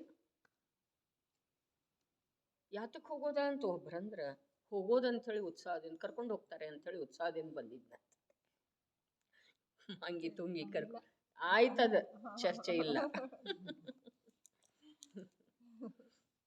ಇಲ್ಲ ಅಂದ್ರೆ ಇಲ್ಲ, ಎಲ್ಲರೂ ಇಲ್ಲ ಅಂದ್ರೆ ಇಲ್ಲ. ಎಲ್ಲರೂ ನರಕಕ್ಕೆ ಹೋಗ್ತಾರೆ, ಅವ್ರ ಜೋಡಿ ಹೋಗೋಣ ನೀನು? ನಾವೆಲ್ಲ ನರಕಕ್ಕೆ ಹೋಗೋರದೇವು, ನೀ ಬರೋಳೇನ? ಇಲ್ಲ. ಮತ್ತೆ ಎಂಥ ಪ್ರೀತಿ ನಿಂದ ನನ್ನ ಮೇಲೆ? ಎಂಥ ಪ್ರೀತಿಯಪ್ಪ? ನೀವು ಹೋಗೋದೇ ಇಲ್ಲ, ವಿಶ್ವಾಸ ಐತ್ರಲ್ಲ ಅಷ್ಟೇ. ಅಂದ್ರೆ ನಾವು ಮನೆ ಬಿಟ್ಟದ್ದು ಇದರ ಸಲುವಾಗಿ ಏನ? ಅಲ್ಲಿ ಶುಭಚಂದ್ರಾಚಾರ್ಯ ಭರ್ತೃಹರಿಗೆ ಕೇಳಿದ, ಸ್ವಂತ ತಮ್ಮನಿಗೆ. ಭರ್ತೃಹರಿ ಎಷ್ಟು ವಿಚಾರ ಮಾಡಿದ್ದ ಶುಭಚಂದ್ರಾಚಾರ್ಯದ ಪಾಪ? ಮಾಡಿದ್ದು ಅಥವಾ ಇಲ್ರಿ? ಏನೂ ಇಲ್ಲ, ಮೈ ಮೇಲೆ ಬಟ್ಟೆ ಕೂಡ ಇಲ್ಲ. ಒಂದಿಷ್ಟು ಸಿದ್ಧರಸವನ್ನು 12 ವರ್ಷ ತಪಸ್ಸು ಮಾಡಿ ಆ ಸಿದ್ಧರಸ ಪ್ರಾಪ್ತ ಮಾಡಿಕೊಂಡಿದ್ದ. ನನ್ನ ಅಣ್ಣನಿಗೆ ಕೊಡ್ಬೇಕು. ಮೊದಲು ಶಿಷ್ಯನ ಕಡೆ ಕೊಟ್ಟು ಕಳಿಸಿದ, ಅವರು ಒದ್ದು ಬಿಟ್ರು. ನಿಮ್ಮನ್ನ ಬಹಳ ದಿಟ್ಟದನಂತ ಹೇಳಿ ಹೇಳ್ದವಂತ ಶಿಷ್ಯ. ಹೋದ್ರ ಹಾಳಾಗಿ ಹೋಗ್ಲಿ ಬಿಡು ಅನ್ಲಿಲ್ಲ. ಅವನಿಗೆಷ್ಟು ಅವನ ಮೇಲೆ ಅನುರಾಗ ರೀ. ತಾನೇ ತಗೊಂಡು ಬಂದರೆ, ತಾನೇ ತಗೊಂಡು ಬಂದ. ಭಾವ ಏನಿದೆ ಬಗ್ಗೆ? ಹಾಗೆ ಇವ್ರು ಹೇಳಿದ ಮಾತಿನ ಇದರ ಸಲುವಾಗಿ ನಾವು ಮನೆ ಬಿಟ್ಟಿದ್ದೇವೇನ? ಹಾಗಾದ್ರೆ ಇಲ್ಲಿದು ಪ್ರಶ್ನೆ ಉದ್ಭವ ಆಯಿತು, ಯಾವ್ದ್ರ ಸಲುವಾಗಿ ನಾವು ಮನೆ ಬಿಟ್ಟು ಬಂದಿದ್ದೇವೆ? ಸಾಧರ್ಮಿಗಳ ಸಂಗತಿ ಸಿಗ್ತಿದ್ದೆ ಅಂತ ಹೇಳಿ ಅಲ್ಲೇ ಹೇಳಿದ್ದನ್ನ. ಸಾಧರ್ಮಿಗಳ ಸಂಗತಿ ಎಲ್ಲಿ ತನಕ ಬೇಕು? ನಿಸ್ಸಂಗ ಸ್ವಭಾವದ ಅವಲಂಬನೆ ಮಾಡೋ ತನಕ. ನಿಸ್ಸಂಗ ಸ್ವಭಾವದ ಅವಲಂಬನೆ ಯಾವಾಗ ಆಗೋದ? ಸಾಧರ್ಮಿಗಳದ್ದು ಕೂಡ ರುಚಿ ಬಿಟ್ಟ ನಂತರ. ನಿರಂತರ ನಮಗೆ ಒಂದಲ್ಲ ಒಂದು ಹಸ್ತಾವಲಂಬನ ಬೇಕ್ರಿ. ಅರೆ ನೀ ಶಾಶ್ವತ ಇದ್ದಿ, ದೃಢ ಇದ್ದಿ, ಸಮೃದ್ಧ ಇದ್ದಿ, ಶಕ್ತಿಶಾಲಿ ಇದ್ದಿ. ಇಲ್ಲಿ ಶಕ್ತಿ ಪ್ರಯೋಗಿ ಶಬ್ದದ ಪ್ರಯೋಗ ಇದೆ. ನೀ ಶಕ್ತಿಶಾಲಿ ಇದ್ದಿ, ನಿನಗೆ ಯಾರ್ದು ಆಧಾರ ಬೇಕಾ? ಈ ದೇಹಕ್ಕರೆ ಬೇಕಾಗಿದೆಲ್ಲ. ಅರೆ ದೇಹ ನೀನಲ್ಲಲ್ಲ, ನೀನು ಆ ದೇಹಕ್ಕ ಇನ್ನೊಬ್ಬರದ ಆಧಾರ ಅಥವಾ ನಿನ್ನ ಆಧಾರ ಬೇಕಂತೇಳಿ ತಿಳಿತಾ ಇದ್ದಿ. ಆ ದೇಹ ಒಂದು ಹಿಡಿ ಬೂದಿ ಆಗ್ತಿದೆಪ್ಪ. ಅದರದ್ದೇನು ಉಪಯೋಗ ಇದೆ? ಏನು ಉಪಯೋಗ ಇದೆ ರೀ ಅಣ್ಣ? ನಾವು ತತ್ವದ ಕಡೆಗೆ ಹೋಗೋ ಪ್ರಯತ್ನ ಮಾಡಬೇಕ್ರಿ. ಮನೆ ಬಿಟ್ಟದ್ದು ಯಾವ ಸರ್? ಅಲ್ಲಿ ಪಾಪ ಏನು ಪ್ರಶ್ನೆ? ಆ ಶುಭಚಂದ್ರಾಚಾರ್ಯರ ಇಂಥ ಒಂದು ಸತ್ವಯುಕ್ತ ಪ್ರಶ್ನೆಗೆ ಏನು ಉತ್ತರ ಕೊಡಮ್ರಿ ಅವ? ಹೇಳ್ರಿ, ನಾವೇನು ಕೊಡ್ಬಹುದಾಗ? ಈಗೇನು ನಾವು ಕೊಡ್ತಾ ಇದ್ದೀವಿ ಅದ ಕೊಡವಲ್ಲ ಅವ. ಏನು ಉತ್ತರ ಕೊಡ್ತಾವ? ನಾವು ಸ್ವಯಂ ಭರ್ತೃ ಹರಿಯದೇವ್ರಿ. ನಮಗಿಲ್ಲಿ ರಾಜಮಲ್ಜಿ ಪಾಂಡೆ ಪ್ರಶ್ನೆ ಕೇಳ್ತಾ ಇದ್ದಾರೆ. ಜೀವನದ ಅಮೂಲ್ಯ ಕ್ಷಣಗಳು, ಮೌಲ್ಯಾಂಕನ ಮಾಡೋ ಸಾಧ್ಯ ಇಲ್ಲ. 15 ದಿವಸ, 16 ದಿವಸ, 17 ದಿವಸ ಅಂತಂದ್ರೆ ಅದು ಸಾಮಾನ್ಯ ಐತೇನ್ರಿ?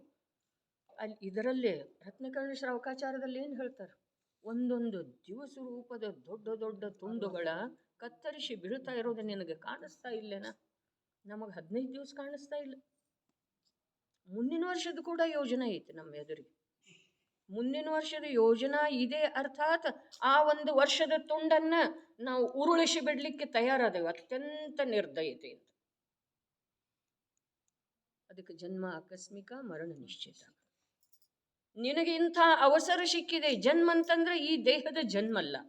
ಜನ್ಮ ಅಂತ ಅರ್ಥಾತ್ ನಿನಗೆ ಇಂಥ ಅವಸರ ಸಿಕ್ಕಿದೆ, ಇದು ಕಳ್ಕೊಂಡೆ ಅಂತಂದ್ರೆ ನಿನ್ನ ಮರಣ ನಿಶ್ಚಿತ, ಮರಣ ಅರ್ಥಾತ್ ನಿಗೋಧಾವಸ್ಥೆ. ಶಬ್ದ ಭೇದ ಹೇಳ್ತು, ಮರಣ ಅರ್ಥಾತ್ ನಿಗೋಧ. ನೋಡ್ರಿ, ಯಾವಾಗ್ರಿ ಒಮ್ಮೆ ಸಾಯೋದಕ್ಕೆ ಮರಣ ಅಂತಾರ್ರಿ? ಇಲ್ಲ, ಸಮಯಕ್ಕೆ ಸಾಯೋದಕ್ಕೆ. ಒಂದು ಶ್ವಾಸದೊಳಗೆ 18 ಬಾರಿ ಸಾಯೋದಕ್ಕೆ, ಅಂಥ ಸ್ಥಿತಿಗೆ ಹೋಗ್ತೇಪ.